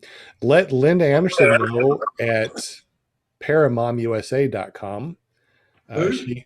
Linda Anderson at paramomusa.com. And every we can talk about 2 or 3 of them every Monday, if you know. I think that's a good idea. Yeah, anybody that knows something, you know, that knows a lot about, you know, something specific, you know, not this, you know, not everything. I don't need to know everything. I just need to know something specific where we can talk about, you know, the airspace, someone that's really good. Maybe Jeff Goen, we can get him back on. Oh, heck yeah. He hasn't been on. He hasn't been on our podcast in a long time. He was on here first season. Yeah, he'd be a good one. Jeremy Isbell in chat, he said apparently he's making a comment about somebody that said we could talk about engines and motors. 2 of the same. Yes, maybe. Who said that? Wait, which one? We only got time for one or the other. What? An engine You don't know the difference between a motor and an engine? Well, an engine would be an electric. Yep. Or a motor is electric and the engine's gas. Semantics. Yeah, there you go. Well, let's talk about Friday the 13th this year. That'll be my birthday, just so you know. Oh. Friday the 13th of what? August. Oh. That's a long way away. Not nearly as far away as October, November, and Big. good Lord. JP, you trying to be down under? You have tonsils. That stuff of nightmares. What am I looking at? What am I seeing here? Where am I at? Like Saturday Night Live. You're on Clear Prop TV, Linda. We got a question in the chat from Tommy Mosley. I think I've heard of that guy. Do y'all carry a first aid kit of sorts? I do. I do. I do not. I do not either. I carry a cell phone. I've got some dental floss and my factory wing bag. That's about it. I got dental floss and toothpaste and toothbrush. You never know when you need to have clean teeth when you're flying a paramotor. You might have to be fresh, but a lot of McDonald's get a burger. I just carry a comb, and that's usually about it. That is a valuable asset for you, Shay. No doubt. Yeah, I know. You know those wigs? Yeah, they're hard to keep on when you're flying, ain't they? Man, I should try flying with one of those, huh? That would be awesome. Brian, what do you do with the dental floss? What's the purpose of that? Cut Well, lines. you hope you never need it. But if you don't fly with a tree kit and you land in a tree, and the number one cause of injury, I guess, once you land in a tree is falling out of your harness trying to climb down. Use the dental floss to lower down to a first responder, and you use that to pull rope up to belay yourself down. So you just use it as a means of pulling a rope up to you. Oh, okay. So hope How that many never, feet of hope that never happens. dental floss are you using? You have to take all those little picks and tie them together and make a long little chain out of it. Like monkeys in a barrel? I thought you meant like to suture up yourself if you cut yourself on a branch. Oh, I know, and the mint one would just burn, man. At least your wound would smell like mint. Do they make betadine tooth floss? Tooth floss. No, you need you got to have the toothbrush to brush the bugs out of your teeth when you're flying. Oh, I got you, David. The betadine is the stuff that you put on the. Okay, all right. Hey, yeah, I got it. Like what? Terry Moore in the chat said people that self-train would be good people to have on there talking about things you shouldn't do. There you go. So I want to go back. I want to go back and talk about, in the chat, and I'm sure on his videos there was plenty of people like busting on him. But let's look at the facts that we can learn from a self-taught pilot, what not to do, and to teach others who decide they're going to go be self-taught and not go to school. These are the mistakes and the things that we know we shouldn't do. But these aren't things that new pilots or someone who's wanting to self-taught are going to know. So personally, I think that this guy's, first of all, it's admirable that he posts something like that, because he is self-taught. He doesn't know what's right and wrong. And instead of everybody busting on him and saying, hey, you messed up, you shouldn't be doing this, we need to look at it as there's other people behind him in the future that are going to want to self-taught and self-train. Right. And for them to go, hey, this guy's self-trained, look all the screw-ups that he did or mistakes. And maybe that will deter someone from being self-taught and actually go to school. I think it's actually brilliant, to be honest with you, that he's posted a video. Yes, did he make bunch of mistakes? Yes, but maybe those mistakes will actually teach somebody in the future not to make those mistakes. Hopefully it saves someone's life. Yeah, hopefully. Absolutely. I mean, I've had pretty good training. I've made a lot of mistakes. I mean, we all make them. I mean, you never quit learning in this sport. And that's a good thing. We do probably need to make a list of mistakes self-taught pilots. I guess a list of things that pilots that self-teach or are self-taught make the mistakes, and you know what I'm saying. Yeah. I'm trying to make a list. I'm writing it down as I'm talking. So yeah, mistakes that self-taught pilots do. And number one, self-teach. What's that? Number one would be that they self-taught themselves to begin with. Well, a lot of people go. I understand. It took me a couple of years to come up with the money to pay for training, to pay for a motor, to pay for a wing, and I kind of understand. Once you get hooked, you get that first tandem. You watch Tucker Gott go to McDonald's. You watch these other people that are flying. It's like, that's what I want to do. I want to do it. I kind of understand in a way, especially when you don't have to actually get training. You don't need a license. You don't need an N number. You don't need to be registered with the FAA. I mean, it's pretty much buy your gear and go fly if you want to. So I kind of understand, but there's also that saying too. What's that saying is, for all the people that self-teach, there's more broken props and broken gear than what would have been in paramotor training. What's that saying? You know what I'm talking about. If you don't spend it on training, you'll spend it on gear. There you go. Gear. See, you summed it up so much nicer than you don't need training though to make mistakes. Yeah, I don't think mistakes. I'm 64 and I still make mistakes. So something for all you guys to look forward to.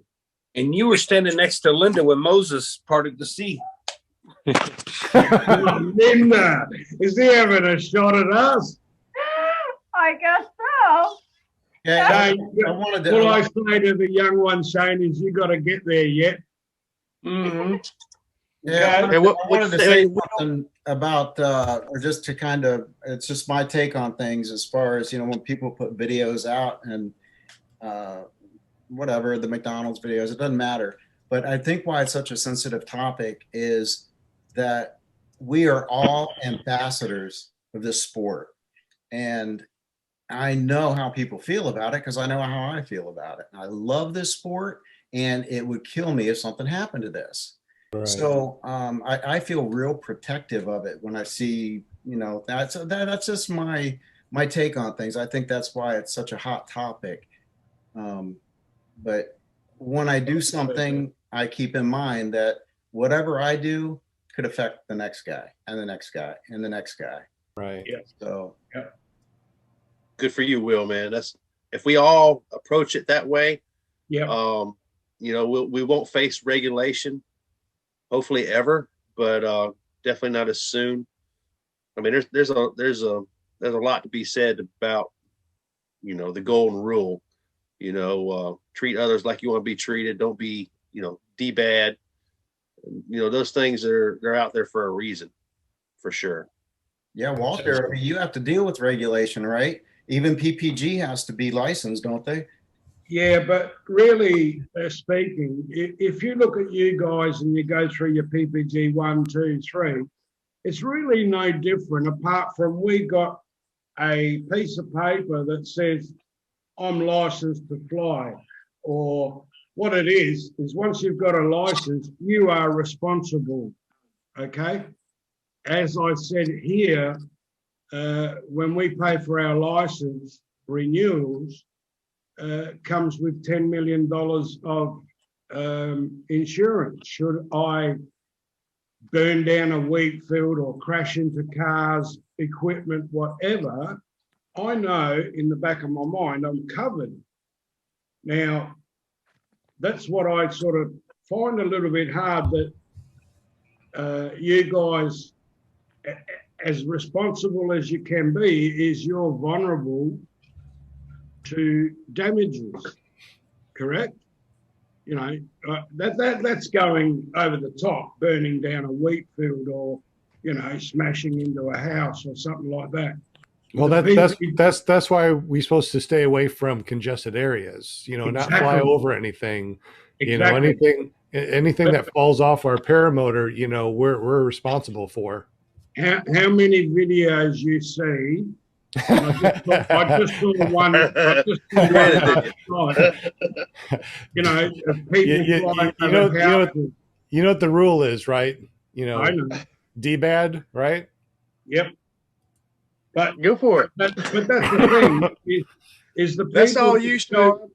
The people that do vlog is vulnerable to being shot down by someone else or saying, well done, you've done a good job. But if you're flying over people or houses, you're lucky to get away with it, really.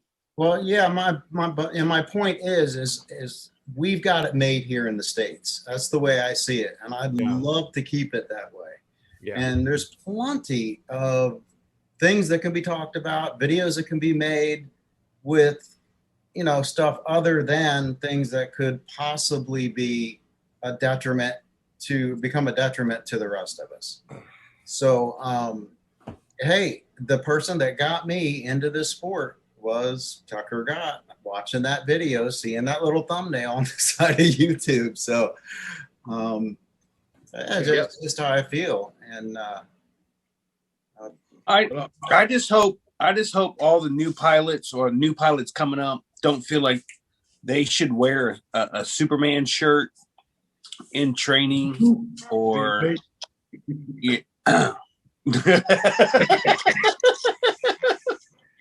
or be professional, like competitive tennis players or anything like that, right? Yeah, no. He's gonna make it look so easy, man. He's gonna run into the air, and I remember when don't set me up, man. Nah, you got this, man. We got faith in you for sure. Hey, if the leg doesn't fall off, I'm already ahead of the game. So. Do you have a prosthetic? Yeah. Yes. You didn't know that? No. And you still compete tennis? Yeah. Oh, yeah. Wow. Yeah, going to state next month. Right on, man. Brian, you Don't pay you attention to the show. yeah, don't you did hear not know Shane? Don't You you know, hear people- Shane sitting there making all the jokes? No, That's Shane doesn't make any jokes. No. Brian, He's got a leg Brian, up on us. Check it Brian- out. He's got a leg up on us. Brian, you just put your foot in your mouth. DP's got, He DP's got, can put his foot in his mouth. I can't. DP's got extra spring in his leg, man. He's got it over us. Yes. That's awesome, man. Ask Craig Taylor. He'll tell you the same. You seen him run? He runs better than all of us. Yeah. Yeah, I was talking to Travis Burns, and he was just telling me a funny story about a guy that they trained recently that he was, I think it was his first solo flight, and they were on comms, and everything was going great, and he was coming down about 50 meters above, and all of a sudden the guy was like, oh shit. And he's like, what's going on? He said, my leg's falling off.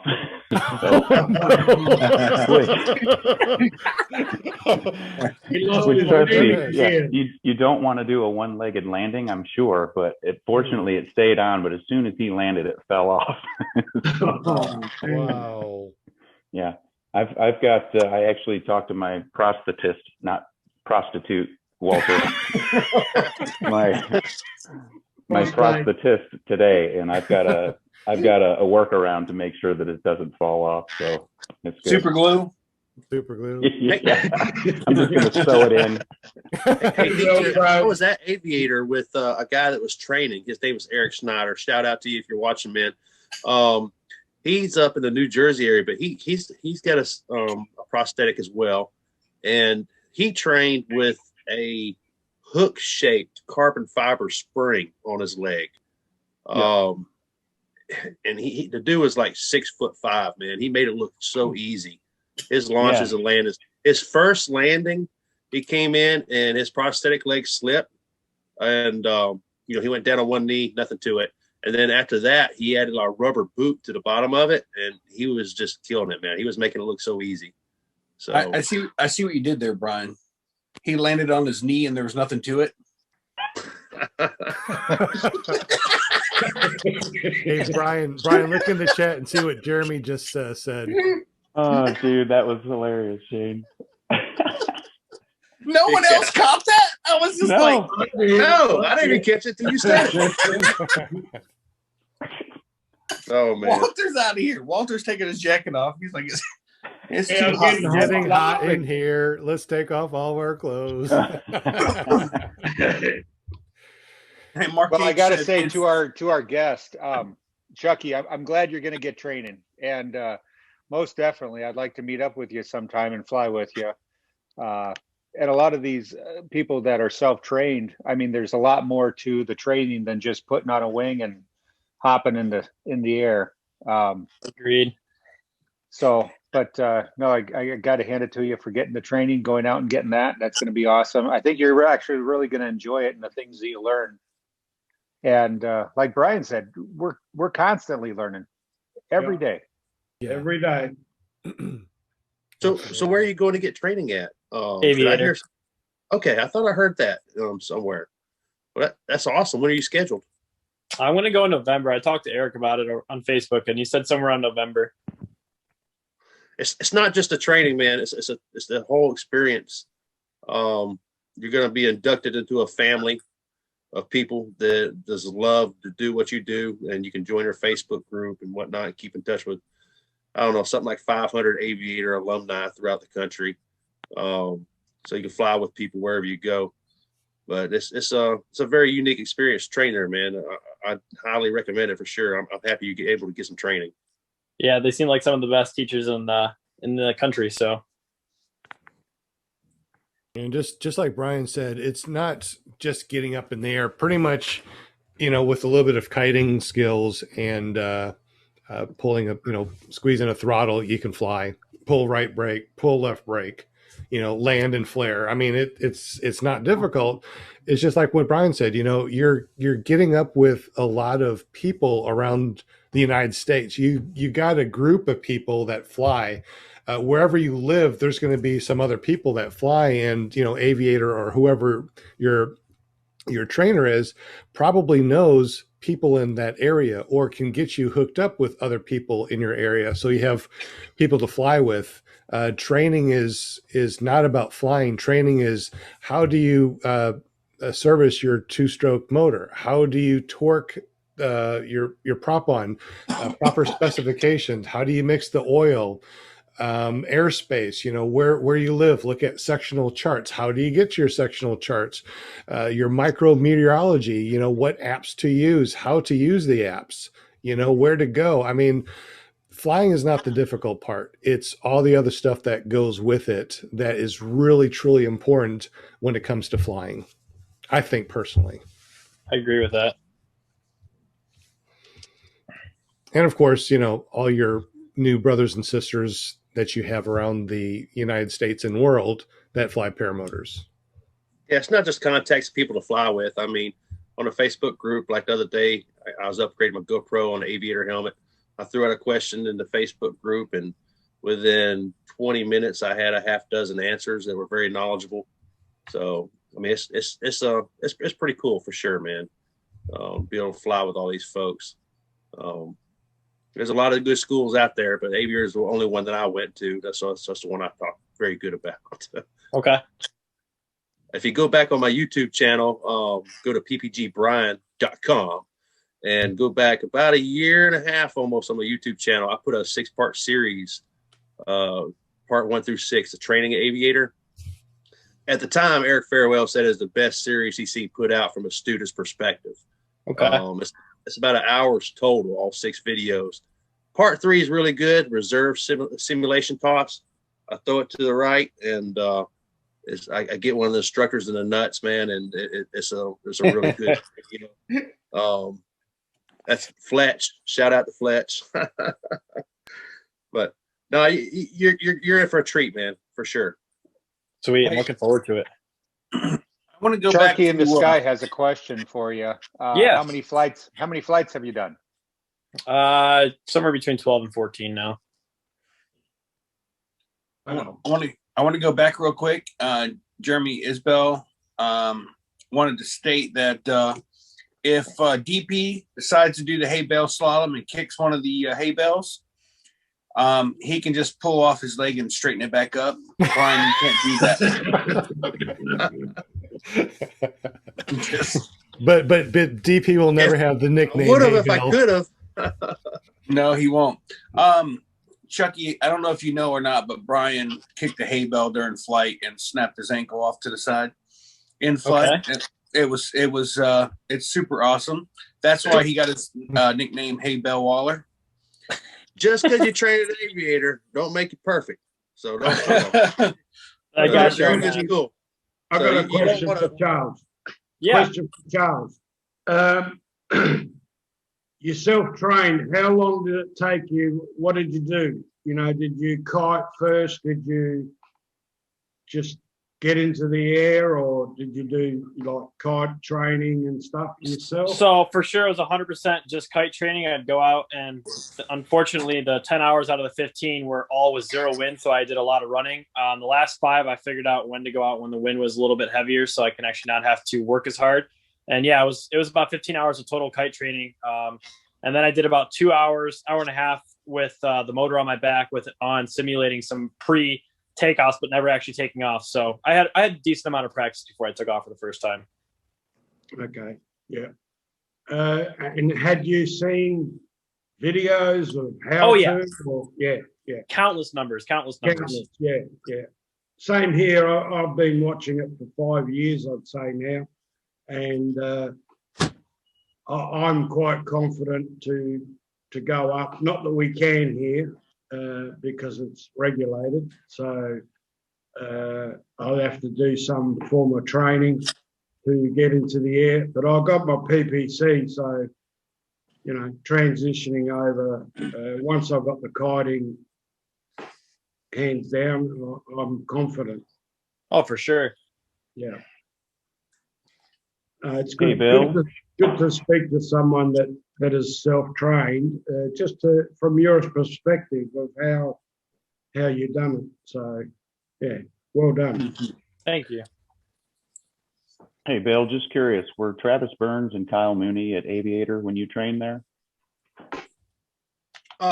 Yeah, they were there, but they weren't technically working for him anymore. They had already branched off, started One Up Adventures. Gotcha. But I got to meet him, and I got to watch Kyle Mooney fly. For y'all that don't know him, he's one of, I don't know, 6 or 7 people in the world that could do the infinite tumble with a motor on their back, and it's pretty incredible to watch. That was my first day watching paramotors in person. Was watching Kyle Mooney. It's crazy. Here's a little blast from the past. I just want to show you a little something. Who's this guy? Who is that? Who is that? Oh yeah, Major. Spot. Oh, you talking about the guy in the blue shirt? I see. Guy in the blue shirt. No, Yeah. the white dog takes over precedent. That's for sure. What? He always did, man. No You doubt. ain't gotta tell me. I'm surprised you guys still talk to me after losing him. June 6th of 2017. Don't jump. That was my very first trip out after I retired, man. And so we were on an adventure. Big hole in northern Alabama. Look at you. You got the old beard thing going on there, Brian. That's the blind bear. I'm like, what? Yeah, I had the beard going for about 10 years until I lost a little bit of weight. Now, I was going to say, it looks like you got a few extra pounds there, Brian. Yeah, I shipped them down under, Walter. I sent them to you, man. What I was saying is, look at how young he looks, and you guys are talking about how his beard and how fat he is. Come on, he looks young. That's what I was trying to get at. Yeah, he looks like he's like 30. You trying to say he looks old now? I was trying to say, look at this young guy. Nobody said fat. I ain't worried about it, man. Hey, I was down to 185, 179 at one point. But I was holding right at 185 when I broke my leg, man. Put on 30 pounds. I've lost 10 or 15 of it, but it's always a struggle, man. The secret is when you got more weight on you, you just got to run faster. I'll figure that out. Break your leg. Just break your leg again. Oh God! I did get some training wheels. To put on mine, man. I was like, don't do that. Don't. Hey, Brian, for the record, I was 185 in high school. Yeah, I hear you, man.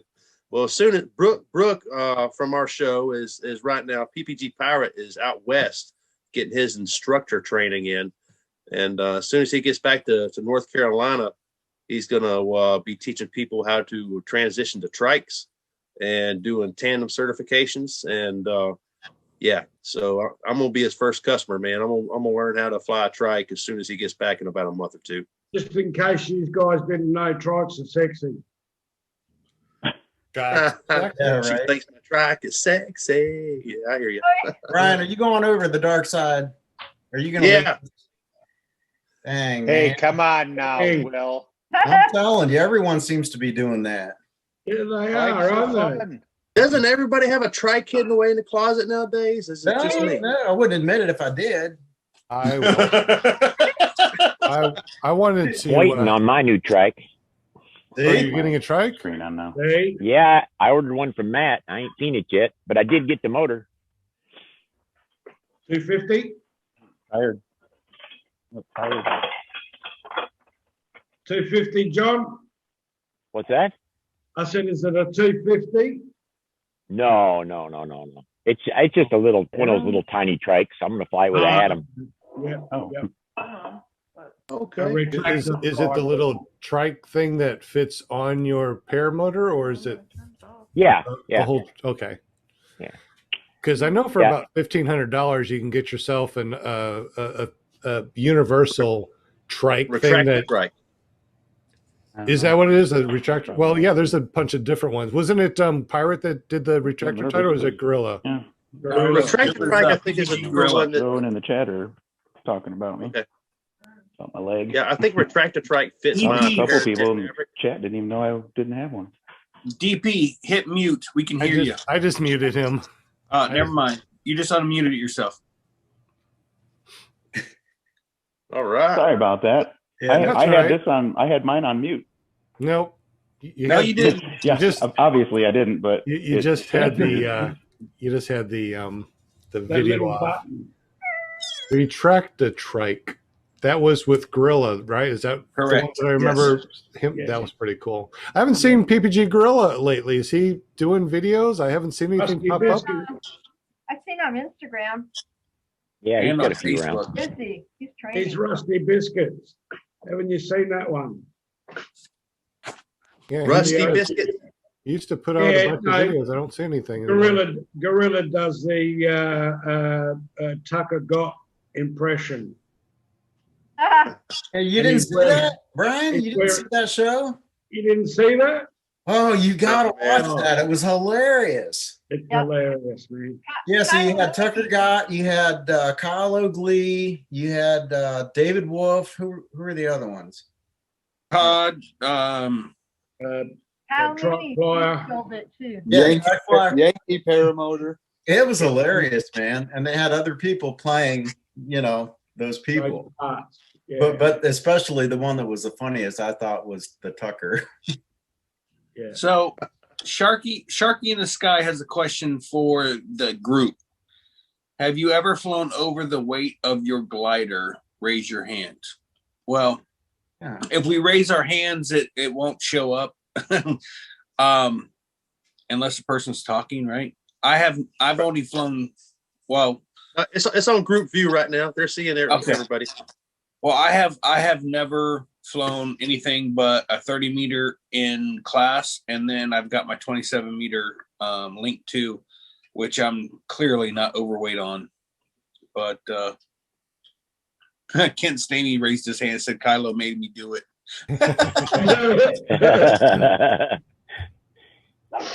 Kent Staney, have you gone to your kentstaney.com yet?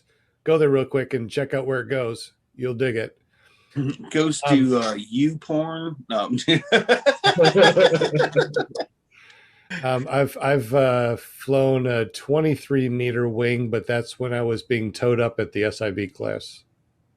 So I was really, really heavy. Mine is a 28 meter, and me all up is okay. When you're looking at your weight range on a wing, you have a weight range usually that your all up should be in. A little bit past that, on the higher side, it's an extended weight range that's considered expert, but it's also a weight range. And then once you go past that, then it's dangerous. So isn't an ideal weight loading around 80%? Well, that's the thing, though. When you look at your weight range, you have a weight range, and then you have well, let me look real quick. I think it's like an extended weight range. And there's a paragliding weight on some and a motor weight. Right. Yeah, you got that, but also, let me look. Oh, ozone.com is not ozone. Huh, how about that? I trained and flew the first year on a wing that I was overweight on. Not by much, but a little bit. Let me look at this, and I'll come back to you guys. How many kilos over were you, John? Just a few. Without fuel, I was exactly at the top end of my wing. So if I put fuel in, I was over. Yeah. Just changes your glide ratio, and you're going to land a bit faster. That's all. Yeah. And then when I bought the second wing, I bought the same type of wing. I just went a size larger. And life was so much easier taking off and landing. Yeah. So did everybody do the math on their wing when they bought one and, make sure they were within the weight range? Absolutely. Nope. I have to be honest. I did not. I didn't either. Right on my instructor. Yeah, I did. I did the exact same thing. I was told, hey, this wing will make you happy. I said, okay. I hooked in and I took flight, and I was like, holy crap, I'm happy. And it's been almost a year and almost a year and a half, I guess. I don't even know.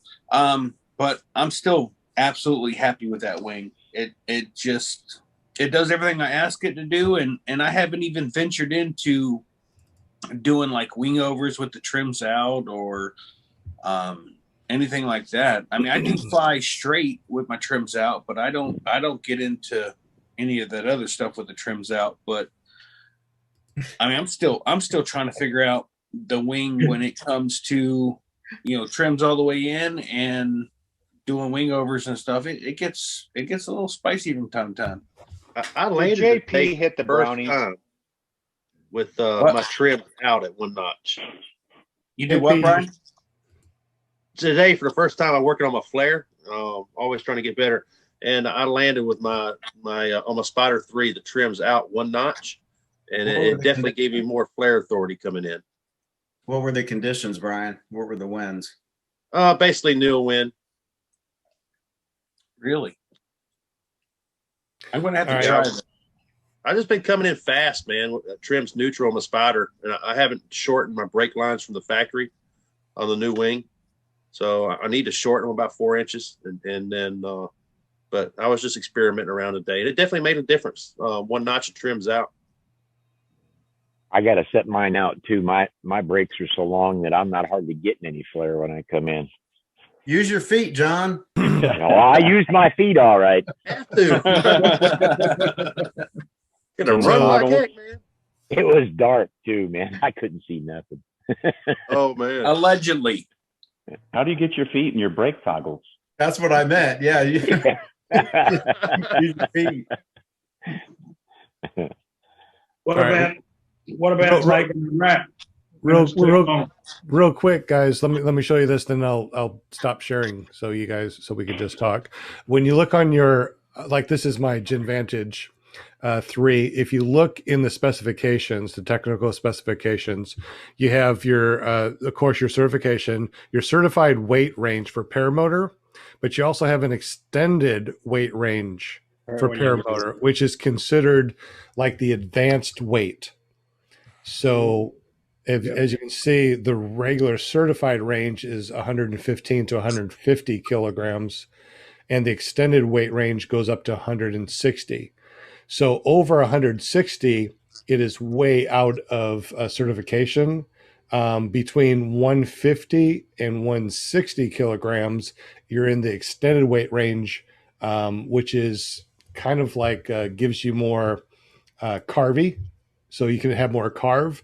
So when people want to have like a, go down in like a size or something to get more carvy, look at that extended weight range. You're still within the range, but now you're just, you're able to carve that wing a lot more. You have way more agility.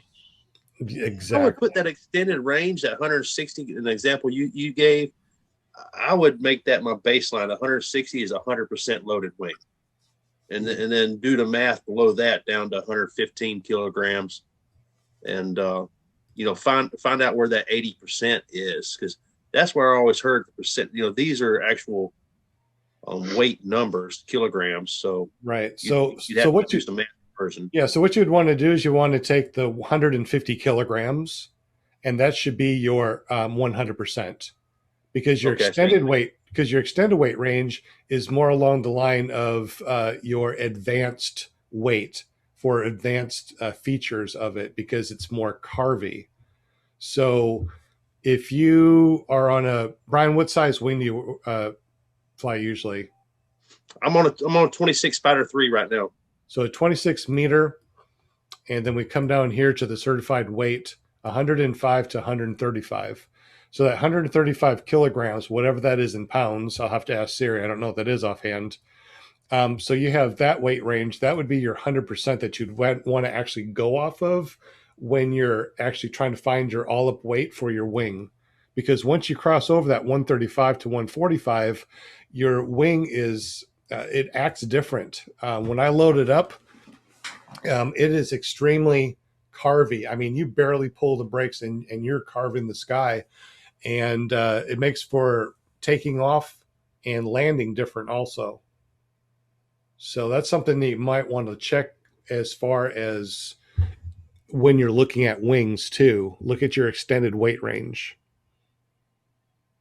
to see where you are really in that 100% range. You know, that 0 to 100%. Where are you? About that 85? 1 kilo is 2.2 pounds. Yeah, I got the math part. No, but what you're saying, Sean, is the extended part is beyond the 100% rating. Yes. So 150 to 160, that would be like 105% rated, loaded. Right, but it's still rated up to that extension. Gotcha. So over that 160 kilograms, now you're into the dangerous part, because now when you start doing maneuvers, now you're putting on a lot of extra G's that wing is not designed for. So you start doing it really hard for it to reinflate. Right. So you start doing a wing over, or you start doing a barrel roll, and now the G's are so strong that it can actually rip the fabric itself, or, you know, snap a line. Yeah, and Mark H brings up a point I was just about to make. I said, overloaded wings are more dynamic, but if you have a collapse like you would in an SIV, the vent will also be more violent. So, yeah, basically, if you're overloaded on your wing, it's gonna, when it does collapse, it's gonna be way more dramatic, I believe. And when you're underloaded, it's a lot easier to recover too. Right. When you're underloaded, you're more floaty and have the possibility of losing the tension in your lines, and depending on what maneuver you're doing, your wing you could wrap up in your wing easier underloaded. That's a bad day. So Chucky on a 30-meter wing, when he's 175 pounds, is that what you weigh? About 175? 195, 200. About 200 pounds. That's plus your motor. Could be dangerous if you get into a situation.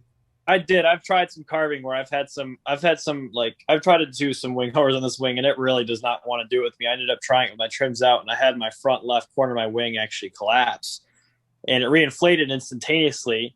And I was actually I ended up replicating that 2 more times just to kind of see why it was doing it. I tried it with my trims in and my trims out, and it continued to do it. And I think it's just because I was way underloaded on the wing, and it's not a dynamic wing for my weight.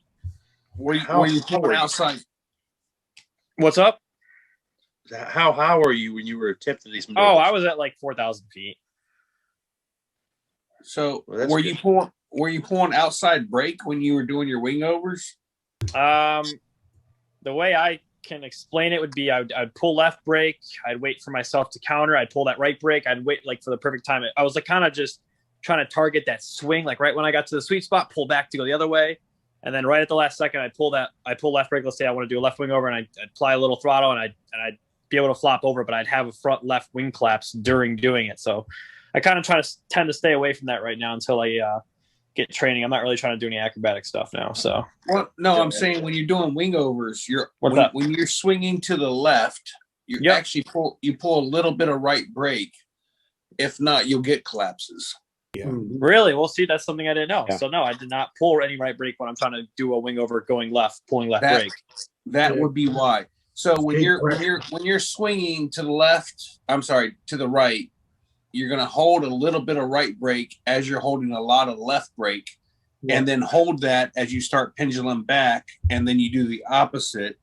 If not, you will get a wing collapse almost every time when you start getting it. That makes sense. Keep the pressure on the opposite side. Right. There's actually those lines. What's that, John? I said it just unloads lines when you swing up like that. That's why you got to keep the pressure on there. The weight just comes right off of it. Gotcha. Makes sense. Sean, look up the link 2 and see what the weight for the 27 meter is. I'm kind of curious of where I'm at now that I've lost that I lost a couple pounds. For which wing? The Nuvic link 2.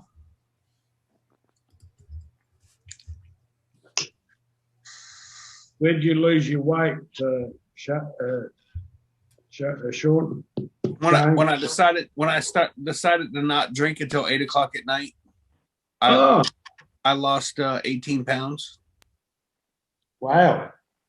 I actually have to wear a belt now for all my clothes. But Were you drinking buttermilk or what?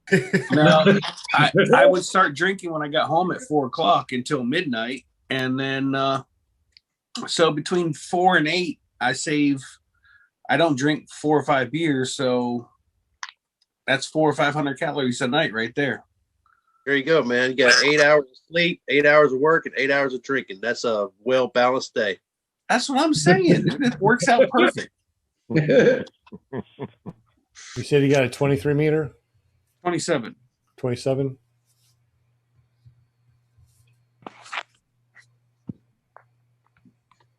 I'm still looking. No, look away. Look away.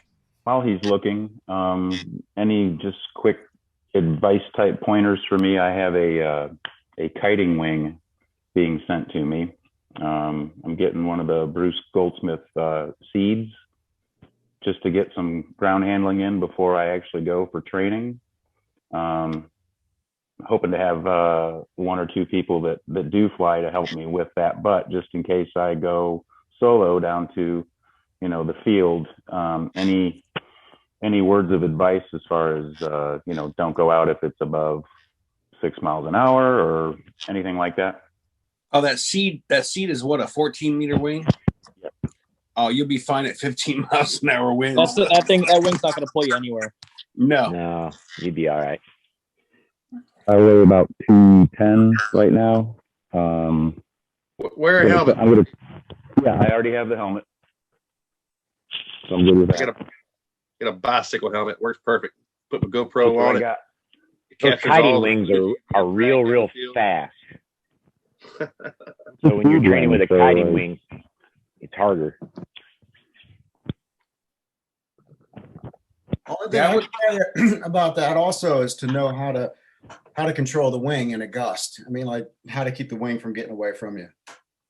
Because now with that wing, you don't have a whole lot to worry about. I just ate something, so I've got something stuck in my throat. But like wrap the bees or whatever. I mean, just know how to control the wing, and if you have to. That link I just posted in the Zoom chat, that's your manual for your wing, just FYI, like 27 pages.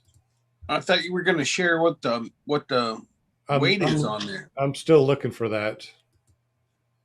Hey, Sean, you guys do this every Monday, correct? Yes. Okay. I'm going to have to get going. I'm going to tune in with you guys next Monday and just listen for the next viewer. So yeah, I really appreciate you guys having me on. And you're on our guest chat. So, you can see whenever we're on, and you're more than welcome. Jump on anytime and hang out in the background. So, absolutely. And we I appreciate you guys having me. Well, we appreciate you jumping on, sharing your story, letting us, go over that video and asking you, some pretty interesting questions, and you being a sport and answering them. We appreciate you. And, this is a big family. I don't think that you'd have to worry about going to a fly-in or hanging out with other paramotor people and anyone thinking anything less of you. I mean, you're one of the family. You just, started before school, which a lot of us are kind of jealous because we had to wait so long. Yeah. But we appreciate you, man. Thank you for jumping on, and welcome to jump on anytime. All right. Appreciate it, guys. I'll talk to you guys next Monday. Good luck at training. Thank you, guys. All right. Thank you, Chuck. Cheers. Okay, so we have probably the most important question that was asked tonight from Sharky in the Sky. He wants to know, Shane, what kind of beer do you drink? Well, I forced myself to drink the crappiest beer because it has the least amount of calories, which is Busch Light. My favorite beer, which is about 195 calories a beer. Kentucky Barrel Bourbon Ale. How do you know that? Holy crap. Oh, DP's got to wake up on all of you guys. My favorite beer is Lexington Kentucky Bourbon Ale. It's a damn good beer, but good Lord, it's got some calories. Indeed. She'll grab you by the boo boo as well. Yes, it will. 8.5% alcohol. You don't drink too many of those. So I can drink Busch Light all day long and be just fine, but I drink a couple of them those Lexingtons. I'm out of here, dude. I'm going to bed. So your maximum all up weight is 374 pounds. Oh, I'm nowhere near that. I'm on the light. So I'm 215 now, and then I got a Moster. So we're looking at fully loaded, maybe 70 pounds without fuel. And you got a weight range from 105 to 170 kilograms. Your maximum speed is 56 miles an hour. That's a big range in weight. So what am I? So with fuel and everything, what's my motor weight with fuel and 11 liters of fuel? You should know. I don't know. I just get in it. How many gallons? Because a gallon of gas is about 6 pounds. I would say 2.5. So about 3. Or 3 gallons. Okay, let's say 3 gallons. 2.9. That's about 18 pounds. And then I'm 215, so that puts me back at the 235 mark, So roughly. you're at 233. And then my motor. Is that about 70 altogether? Yeah, I'd say 70. Oops, I guess it'd help if I didn't put minus. So 70 plus, how much? 215 you weigh? Yeah. Plus the weight of your wing. 295. Maybe 5 pounds. Plus your it's a light 18 wing. pounds. You're only at 308. I mean, you got to think about your boots and your shoes and your all up weight type of stuff too. You know, I mean, Okay, so we're talking about 220, 222. 220. I mean, even if you brought your dog with you, it'd be 250. You're still way under your weight range. So bring your dog up next time. You'll be fine. Oh, yeah, I need a 110-pound Rottweiler. Sure. Shane, you fly in shorts and thongs, don't you? Shorts and what? Flip-flop. Oh, I thought he said thong. So did I. I was like, this son of a bitch has got a camera in my trailer. That's what they called out here, thongs. Flip-flop. Yeah, I know.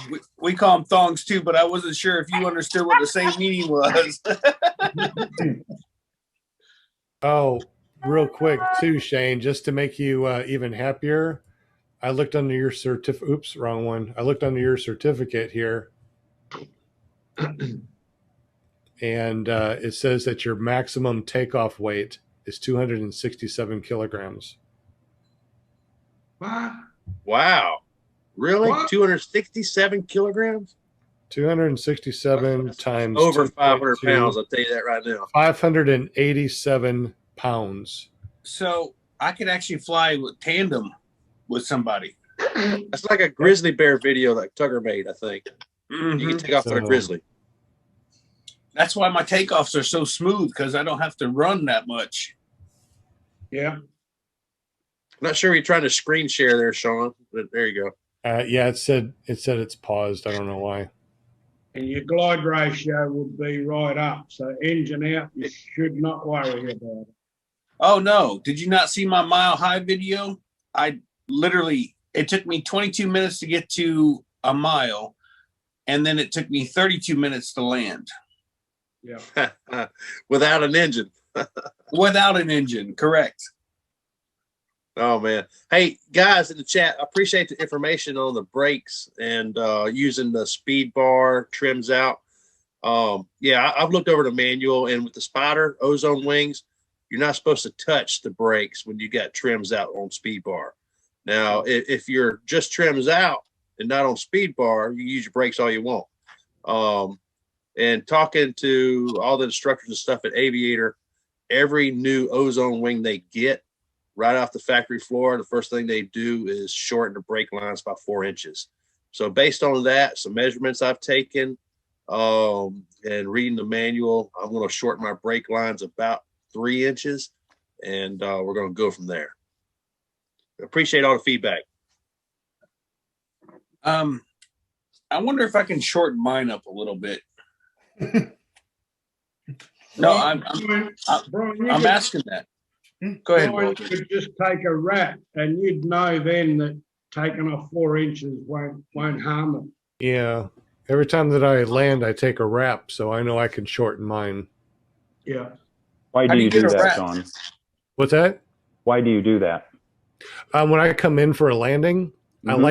like that extra brake authority, because when I come in, I usually come in and I do a foot drag, and I just keep on foot dragging until I want to go. And then when I pull brake, I need all that extra flare authority to stop me. So it's a nice gentle landing. Super stupid question. Uh-oh. How do you take a wrap with a throttle in your hand? That's what I was going to say. I literally stuck my throttle's in my left hand. I so- take my right hand through, no problem, but the throttle's in the way. What do you do? So let me grab some cord here, and I will show you. Pretend that this little throttle thing is a throttle. Okay. And I got my risers. So what I do is with my brake is I hold on to my throttle with my thumb and Index forefinger. Index. And then what I do is I take this and I wrap this around my three fingers. That way I still have my trigger.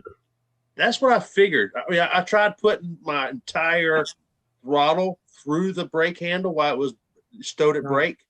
And it's awkward. It doesn't feel right. That's the only reason I haven't wrapped my brakes and landed yet. Just wrap your hand and you go up.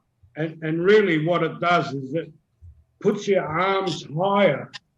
That's why a lot of people like the brakes longer, so their arms aren't stretched up. Well, you can also let the trims out too, because as you let the trims out, the trims go up, which means now the brakes are up here. So now when you pull, you have lots of flare authority. So you can come in really hot with your trims out, and then as you're pulling, you can just slow down. So you can do the same thing like that instead of taking a wrap.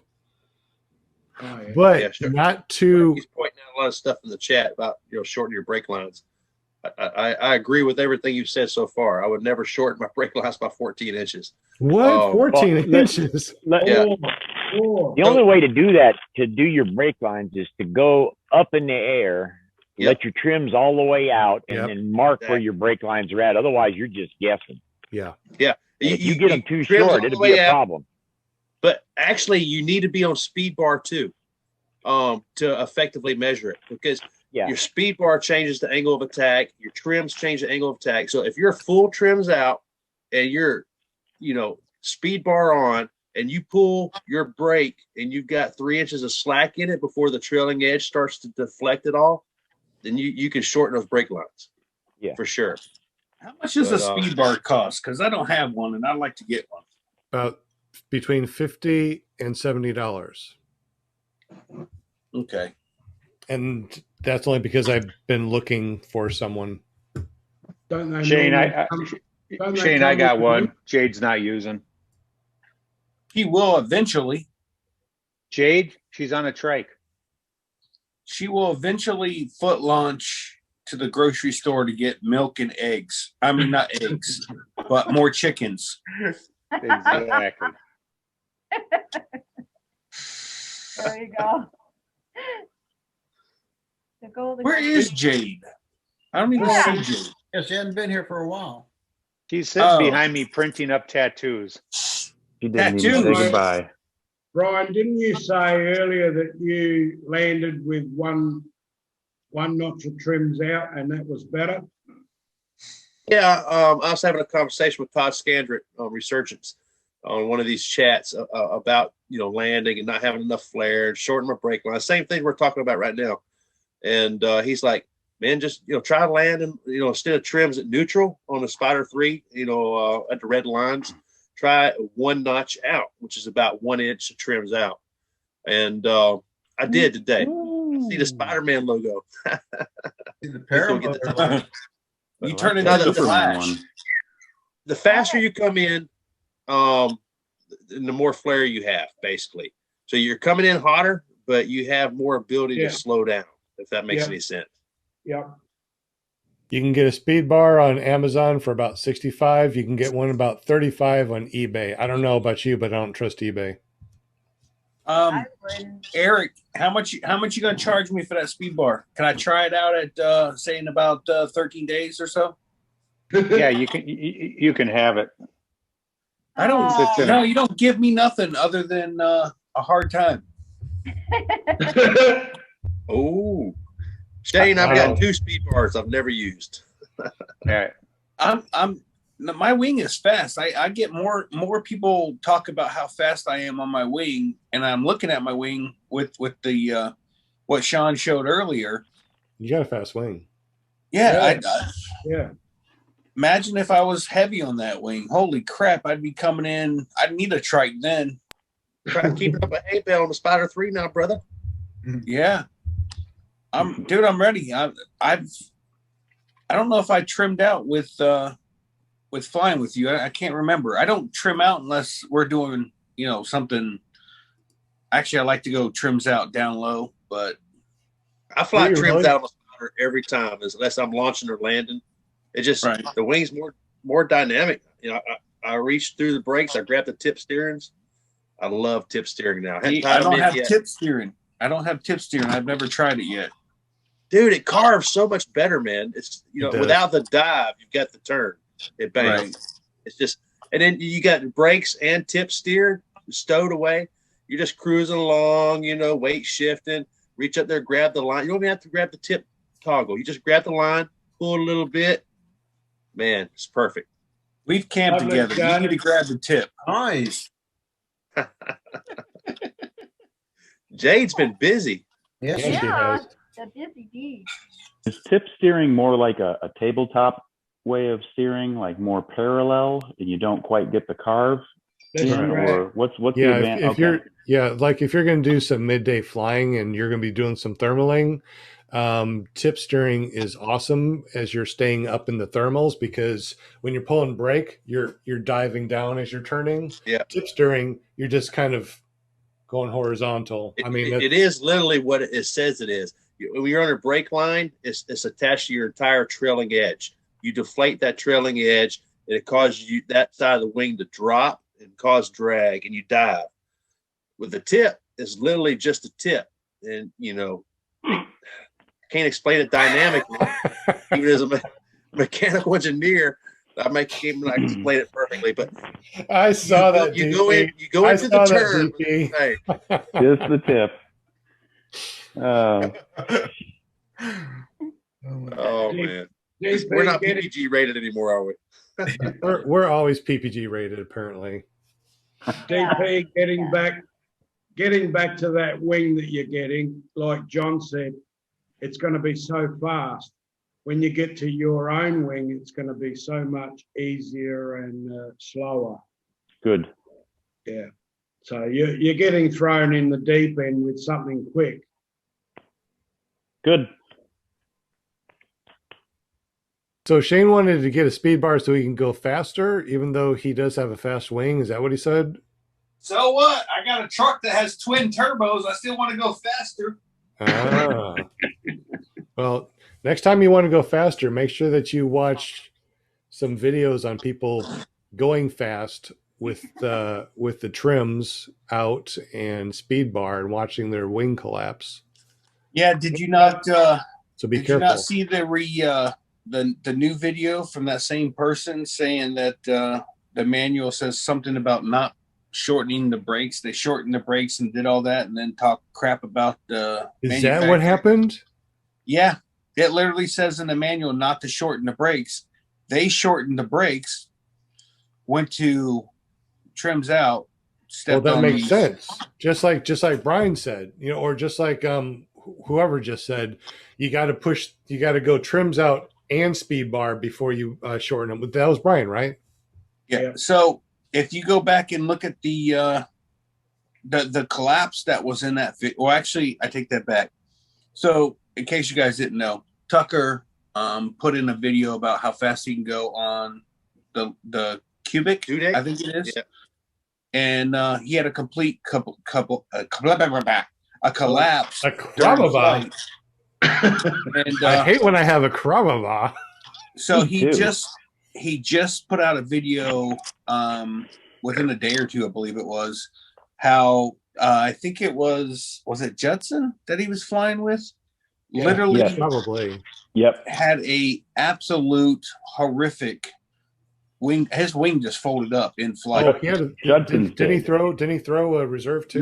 No, it recovered. He recovered it, but then he went back and talked about on the recap. He went back and it says in the manual not to shorten your brakes. They said that they shortened the brakes. That's why it happened. Oh. So forever, I've been getting harassed people talking about how crappy the wing is because, well, it collapses in mid-flight. I've never had this wing outside of Swanee getting into some real bad rotor. I've never had this wing do anything but fly. And even at Swanee, I got in some real bad rotor, had 2 wingtip collapses, but the wing just still flew fine. But I've never shortened the brakes on mine, and I've never messed with it. It literally says in the manual not to shorten the brakes. And that's what they did. So if I take a vehicle that's not designed to go over 65 miles an hour and I crash at 100 miles an hour, whose fault is it? It's mine. I want to know how you got it up to 100 miles an hour if it only could go up to 65. I'm just saying, if you're able to get a vehicle or whatever past its limits and the limit is broken and you have something go wrong, whose fault is it? It's not the manufacturer's fault.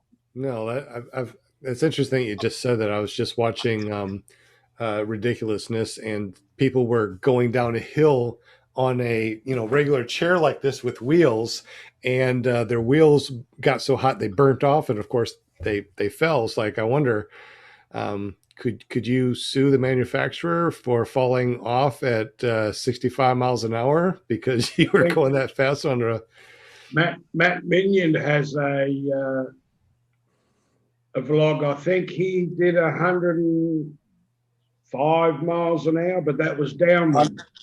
But that was ground speed. No, I think that was Is that Matt? Mark Honeycutt did 109. Okay. Yeah. But that's ground speed. That's not airspeed. Your airspeed. No, I realize that. Yeah. So even though it says 100 miles an hour, he was not flying 100 miles an hour through the air. The wind was pushing, probably doing 70, and he did another 30. Yeah. Which he gets up in some really crazy wind to do something like this. So, definitely kudos and props to this guy going up to, 10,000 feet to catch, a jet stream at 70 miles an hour. Holy crap. Who wants to do that? Not this guy. Mark, not me. You want to, Brian? Why not, man? They got hay bales up there. I'm good. No, but they got Karababas. Yeah. Hey, I like some Karababas. I was in the kitchen and I heard it, like, man, no, who wants a Karababa? That was great, Will. That's the new motor they got out by Viterazzi. Yeah. Hey, Will's talking a lot of stuff. Will's talking a lot of stuff about stuff he shouldn't be about to be sleeping in my trailer. You know what I'm saying? What, talking about being in a kitchen? He's gonna give you some run for your money as a chef? No, he may be sleeping, wake up with a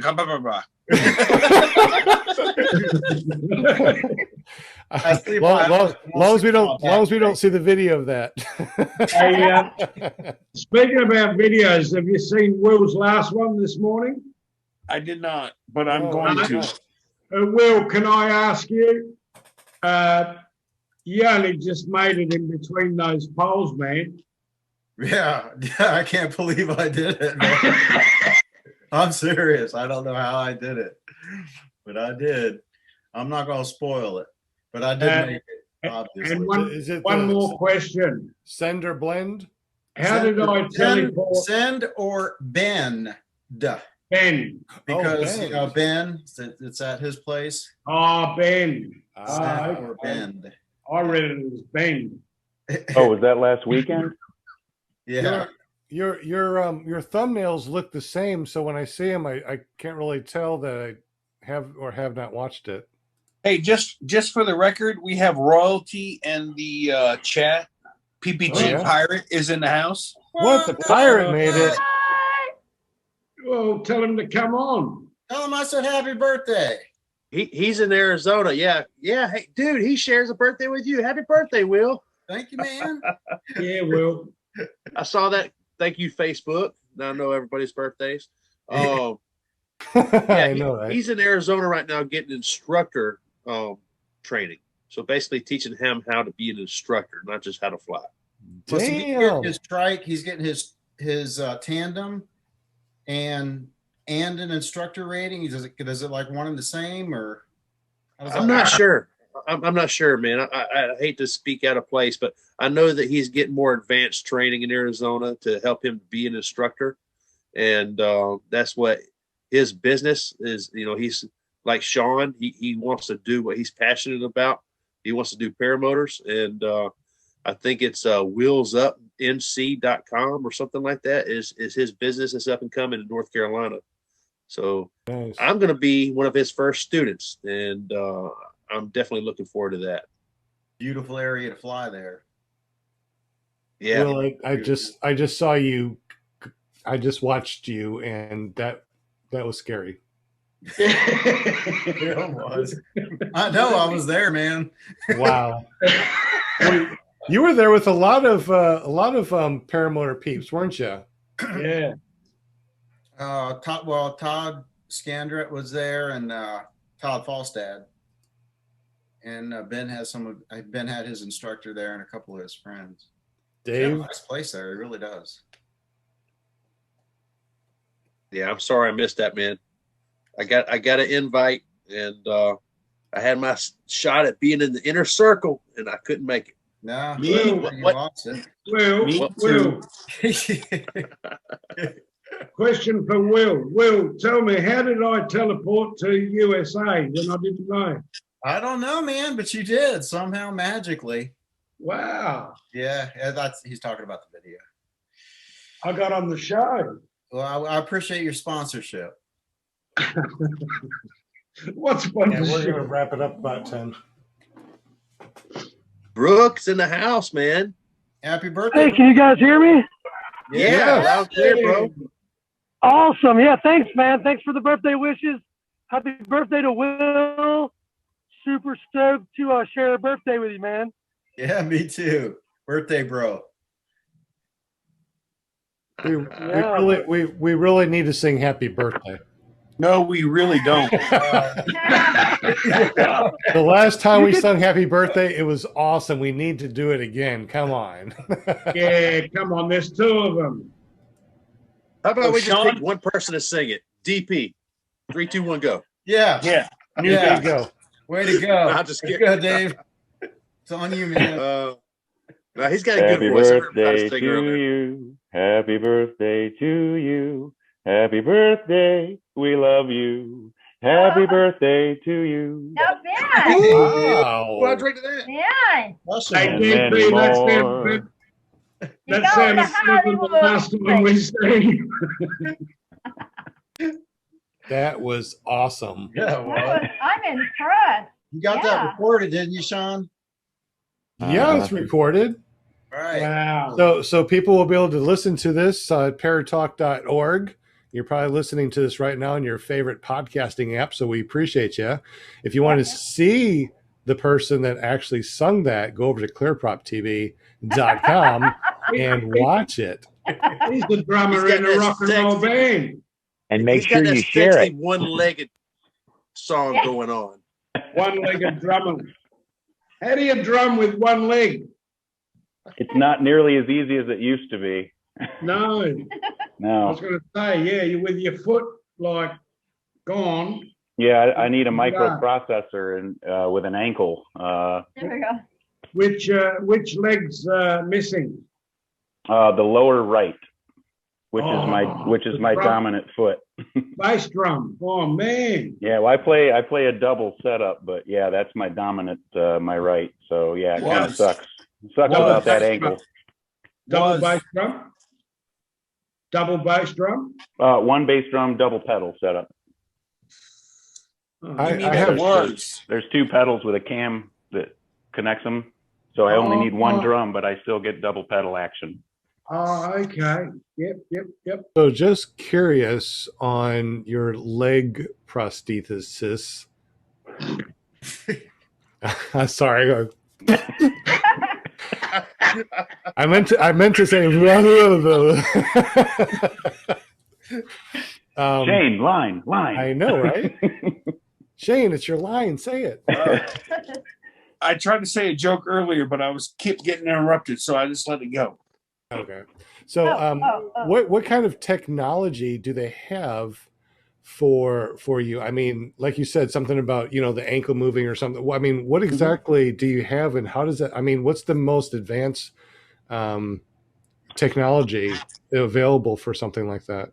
Right now, I've got the technology is really in the feet, not necessarily the socket part that connects you to the foot. I have 3 different feet right now. The one I'm wearing right now, which is probably the one I'll train in, it's just a real flexible carbon fiber.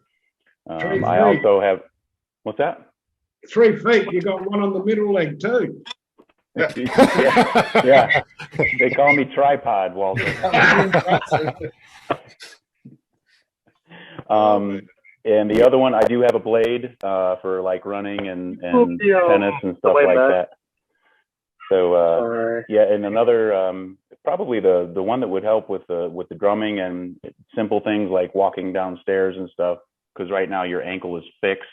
But they do make feet that have microprocessors in them that kind of read the motion, and so that you actually get an ankle motion out of it, which is pretty cool. But those are big bucks. And they're looking into what's called osseointegration, where they actually attach everything into your bone.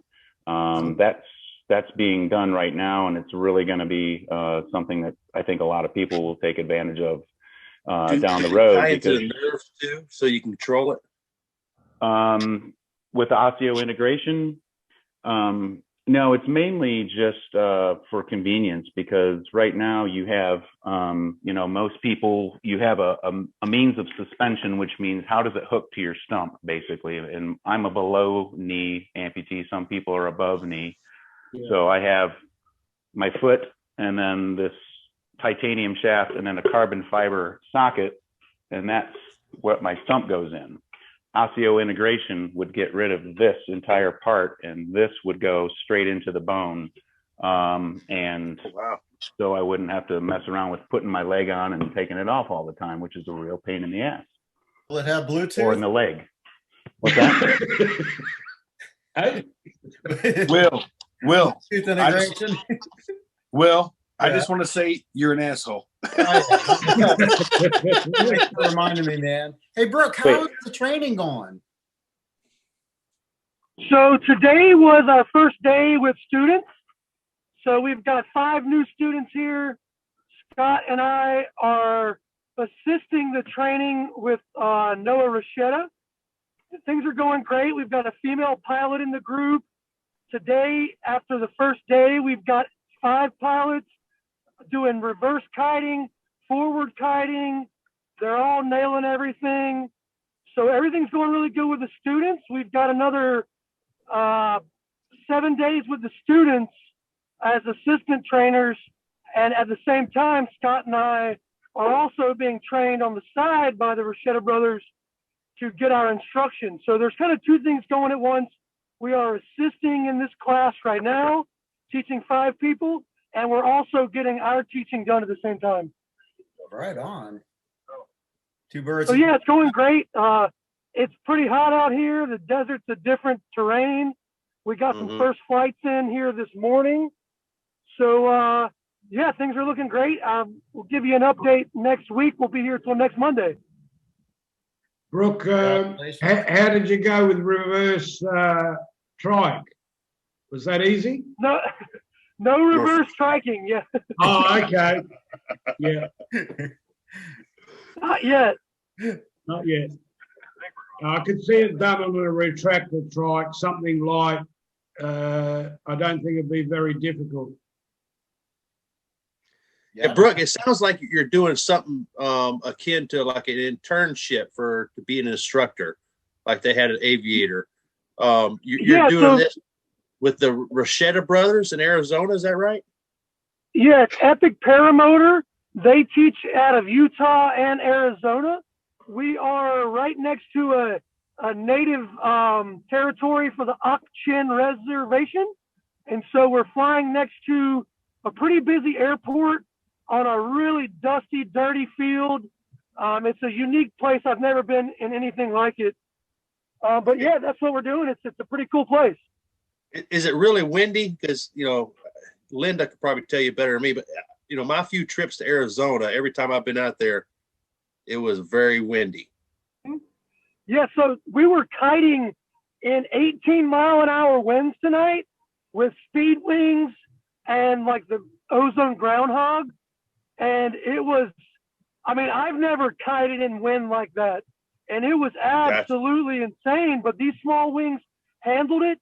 And the students, after being exposed to that much high wind, they nailed it. It was pretty impressive. The wind really allowed these students to dial this stuff in a really short amount of time. And I was super impressed. It was windier than I thought that we should be in at first, but it worked out perfect. Dude, I'm going to lean on you, man, because I want to go out west and fly a lot of these places. So learn what you can about Arizona while you're there, because I've literally been there when there was 40-mile-an-hour crosswinds and almost blew my camper off the road. And I can't imagine flying a paramotor.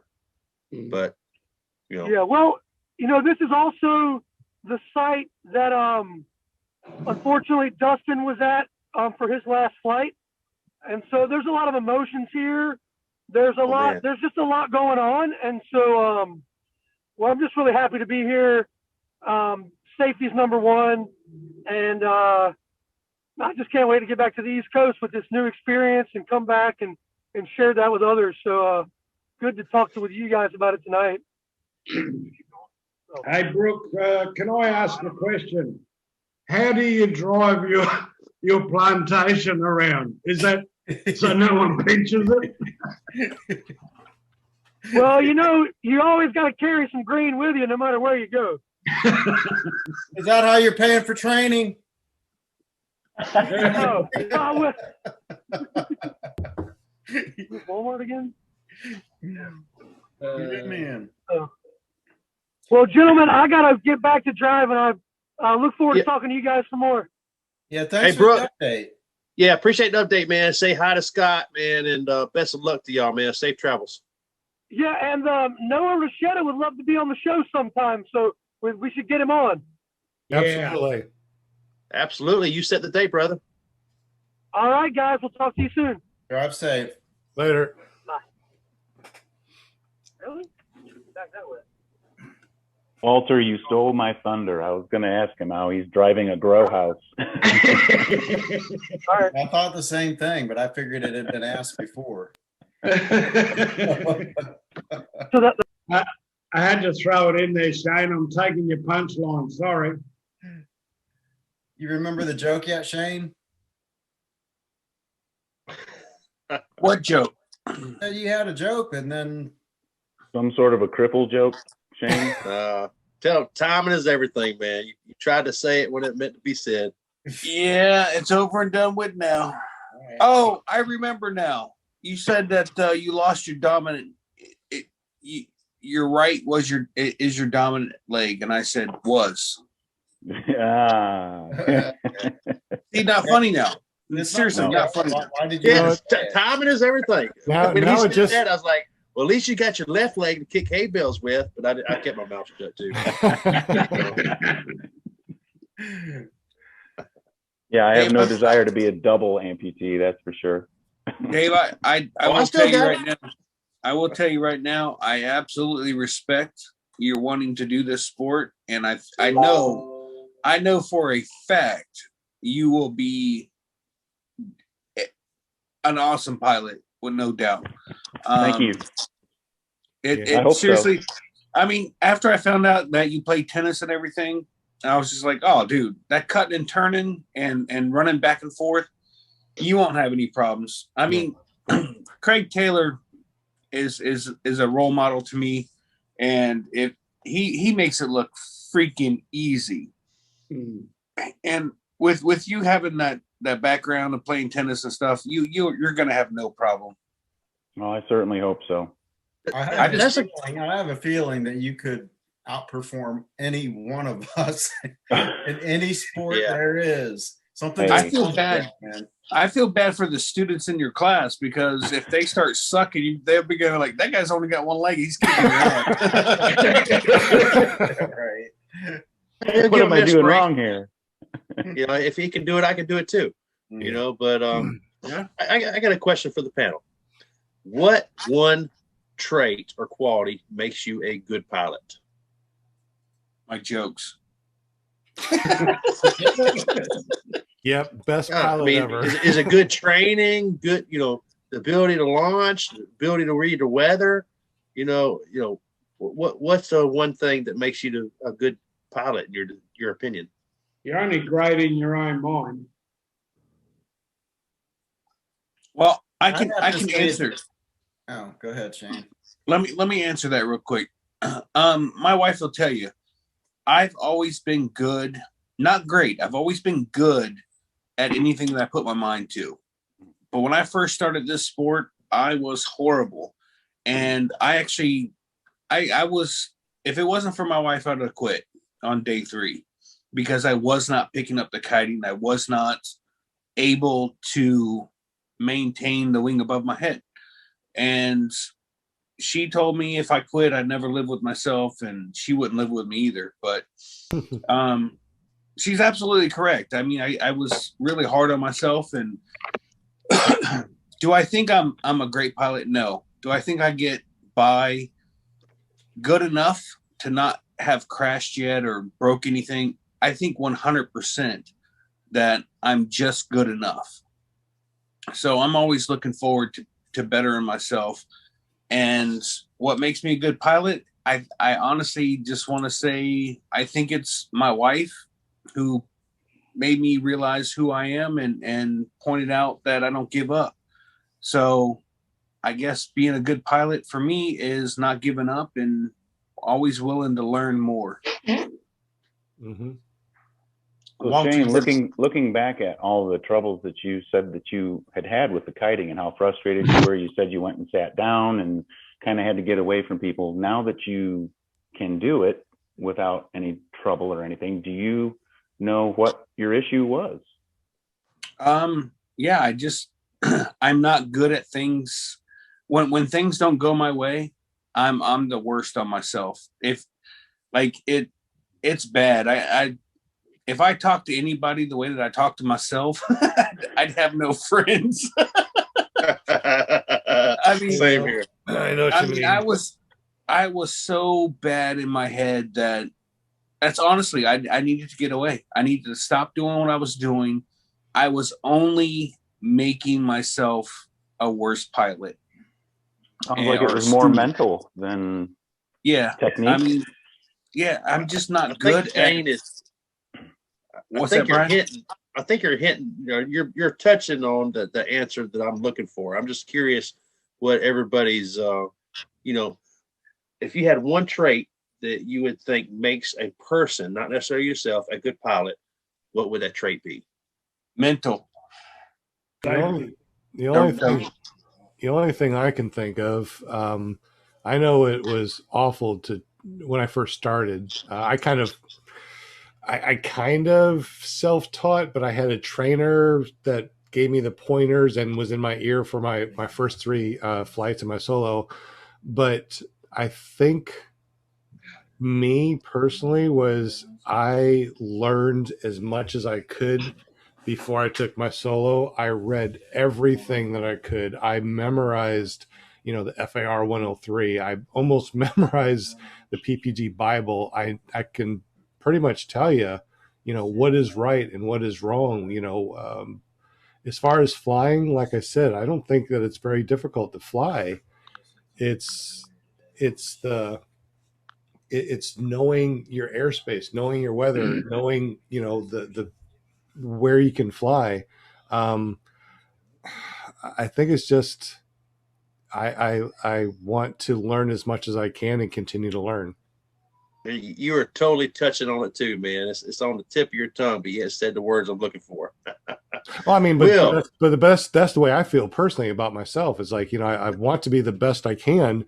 I know that I'll never be a master, but I'll always be a student. Even if I am teaching, I'm always a student because I can always learn something, another technique, another, something new that I've never learned before. I mean, I can't do an infinite tumble. So yeah, I can eventually learn that. I won't do that though, but yeah, I think it's just. I don't think those infinite tumbles and acro comes into being a great pilot. No. Right, because you can do all that shit and be reckless or stupid. We are human and we do make mistakes. Definitely have to go beyond what makes a great pilot or what makes you a great pilot. I mean, I'm for me, I guess I would want to stay humble enough to, keep learning and always have the desire to become a great pilot. But yeah, I don't know. I mean, sounds it's like a hard the right question answer you're looking for there. Yeah. I think all of you, kind of touched on what's going through my mind is, I've always kind of heard, and I agree with, what makes a great pilot is a pilot that makes good decisions. And, it comes down to, like, Shane was talking about, Sean was talking about, getting your proper education, learning weather, becoming a micrometeorologist, all the different things that allow you to make good decisions on whether or not it's safe to fly today or not. To go outside, release that balloon, know to check windy apps, different things like that. Know that, hey, I just made 3 mistakes and I'm getting ready to launch. Maybe I should sit it out today. Yes. Good pilots make good decisions, and they need to be clear-headed, and they need to be flying in conditions they're comfortable with. We're always going to be learning. We're always going to face new challenges, and hopefully we can all sit back and make the good decision, and not make a decision that's based on, hey, there's 50 people that want to see me fly today. I'm gonna go fly. I'm gonna break this rule and that rule. I'm gonna go fly, and that's not good decision making. So Ryan, I mean, your what you did, let's say for argument's sake, with the hay bale, that doesn't make you a bad pilot, but I'm sure it's made you now a better pilot. You're damn right it has. We shouldn't say, you shouldn't say great pilot. You shouldn't say great pilot. You should say a good pilot, right? Which I think everyone on this panel is, right? You guys all seem to be good pilots to me. Sure. We're all good pilots hoping to be great pilots, educating ourselves to make better decisions. Yes, but do you have to be on the top of that pedestal to be great? No, not really. That's putting yourself in a bracket, which is, look 10 years down the road, 15 years, when we're past, whatever, and someone said, he was a great pilot. You're a good pilot. I don't think a great pilot would consider himself a great pilot. I think that's what you can say about someone else, but I don't think a great pilot would call himself a great pilot. No, exactly. And that's where you I agree. No one would call themselves, the best pilot in the world, and well, there's one person. But is he? But are they really?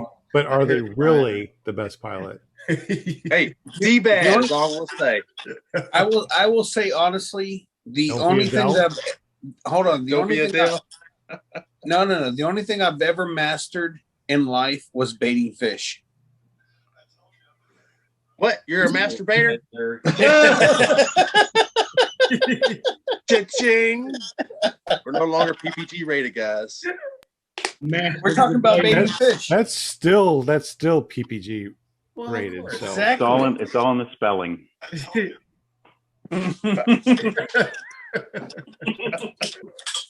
As David Wolf says, you're a master debater. Yeah. I couldn't help it, man. The only Dell in the house is my computer. At least your computer won't ever crash or die. Or kick an owl or whatever it was. Oh my gosh! Fly through seagulls. Yeah, I know. Crazy. Hey, did I tell you guys the story about Jack being on the couch earlier today? No. I was yelling at him. Jack off the couch. Yeah, you told Jack. Yeah, I knew it was coming. Your stream. My party, the people that I'm shooting. Oh damn. Hey, Brian, did you tell I Red? don't have headphones on. Brian, did you tell Red the legacy he's got to live up to? No, I didn't. What should I have told him? No, you need to tell him about Big Brother and what you expect from him, because if you won't, I will. I'm just saying. Well, I'll tell you this. Red is already a chair dog. We got out of chair. He jumped right in it.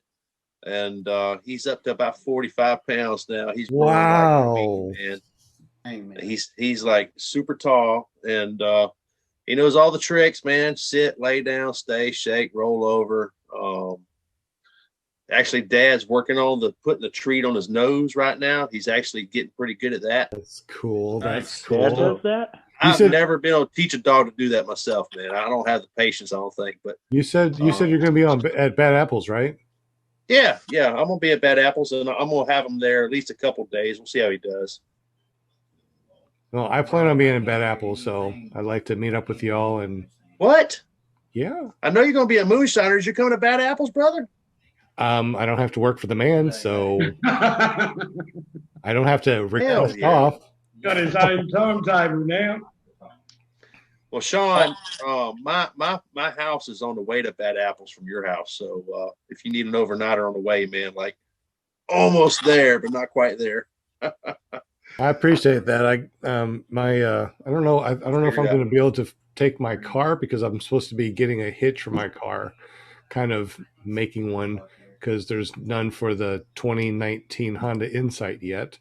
Or I'll be taking the Jeep, which is worse on gas. So hopefully I can get a hitch. And then if so, it's comfortable to just lean back and sleep in. I love my car. Very comfy. Yeah, that's cool, man. By the time you come through, I'll already be at Apples anyway. I think I'm going to get there early with Shane. Yeah, I think I'm just gonna be there for like a Friday night and Saturday night, just 2 nights. That doesn't make any sense to me, but that's because I got a lot of things that I need to do, and I do have a couple of students, so it's not like it's like, hey, I'm not going to train you on Friday because I'm going to like leave and go to a fly-in. I think you got COVID again. You got to leave early. Bring the students with you. Make it a field trip. Yeah. There you go. Yeah, it's possible. Set them on the runway on the LZ, and whenever someone crashes, go. Don't do that. It is possible. It is possible. One of my students was in the chat. I think Shane was chatting with him, so it's very possible that he can make it. But we're still working on it. We got 34 likes. 18 people are watching. It is 10 o'clock now, and I know that I tried to end the show about now because 11 o'clock is your time, Shane? Yeah, sure. Right? I mean, that's when you want to get off the show? No, that's not. I mean, I'm here until whenever, but until the wife says, "Hey, I'm getting in the shower," I'm like, "Oh, gotta go." You gotta go and scrub her back. Scrub her back. Yeah. And then as a relationship, I scrub her back, she scrubs mine. It's all good. It really is. That's the way everything works. You know woman what? is a saint. How about we end the live stream and we just chat privately? That way we can talk more than just PPG. I mean, PPG rated. with that being said, there's a reason why I installed 2 shower heads in the master bathroom. You know what I mean? Well, He's a master bather too. Too bad people aren't going to be in here and listen. My wife is already saying that it's 10 o'clock. So how about we kill the live stream, chat a little bit privately, and just go from there. Sound good? Sounds all right, good. guys. Thank you very much for listening. This is Sean Symons, PPG Grandpa. We appreciate you listening to this long podcast as always. You're probably listening to us on your favorite podcasting app. So we appreciate you. If you want to go over to paratalk.org, you can listen to us there. But if you want to see our pretty faces, you can go to clearproptv.com. It forwards over to ppgzone.com/clearproptv, and it has the last episode and the current episode. Also has a form that you can fill out if you want something for free. If you want a free stickers, fill it out and say you want a free sticker. If you got a good paramotor joke, there's even a place that you can put your favorite paramotor joke, because we want some paramotor jokes. Anyways, run over to ppgzone.com, make a profile if you haven't done so already. We're going to be going through that to do the spinning wheel of winning things. So if you're on ppgzone.com, you'll be automatically entered. You don't actually have to be listening to the show. How about that? That's awesome. And if you're just listening to us and you can't watch us live, you can still win something from our spinning wheel of winning things. I want to thank everybody on the panel. I want to thank Brian Haybill Waller. If you're watching this, he's giving us some donkey ears. Is that donkey ears? I don't know what that is. We also got Never Trust the Skinny Chef Shane at ppgshane.com, Brian Haybill Waller at ppgbrian.com.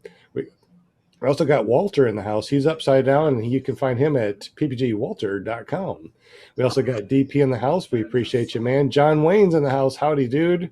We also got Will Fly PPG, and me, myself, and I, SeanSymons.com, ppggrandpa.com, SeanSymons.org, and there's a whole slew of other .coms, but we're not going to go on to that. Look down below in the description to see all these cool .coms that we got going on. Plus, we got Paramotor College that we are building up. So if you want to learn everything that there is to know about paramotors, go to paramotorcollege.com. Not right now. It's not built.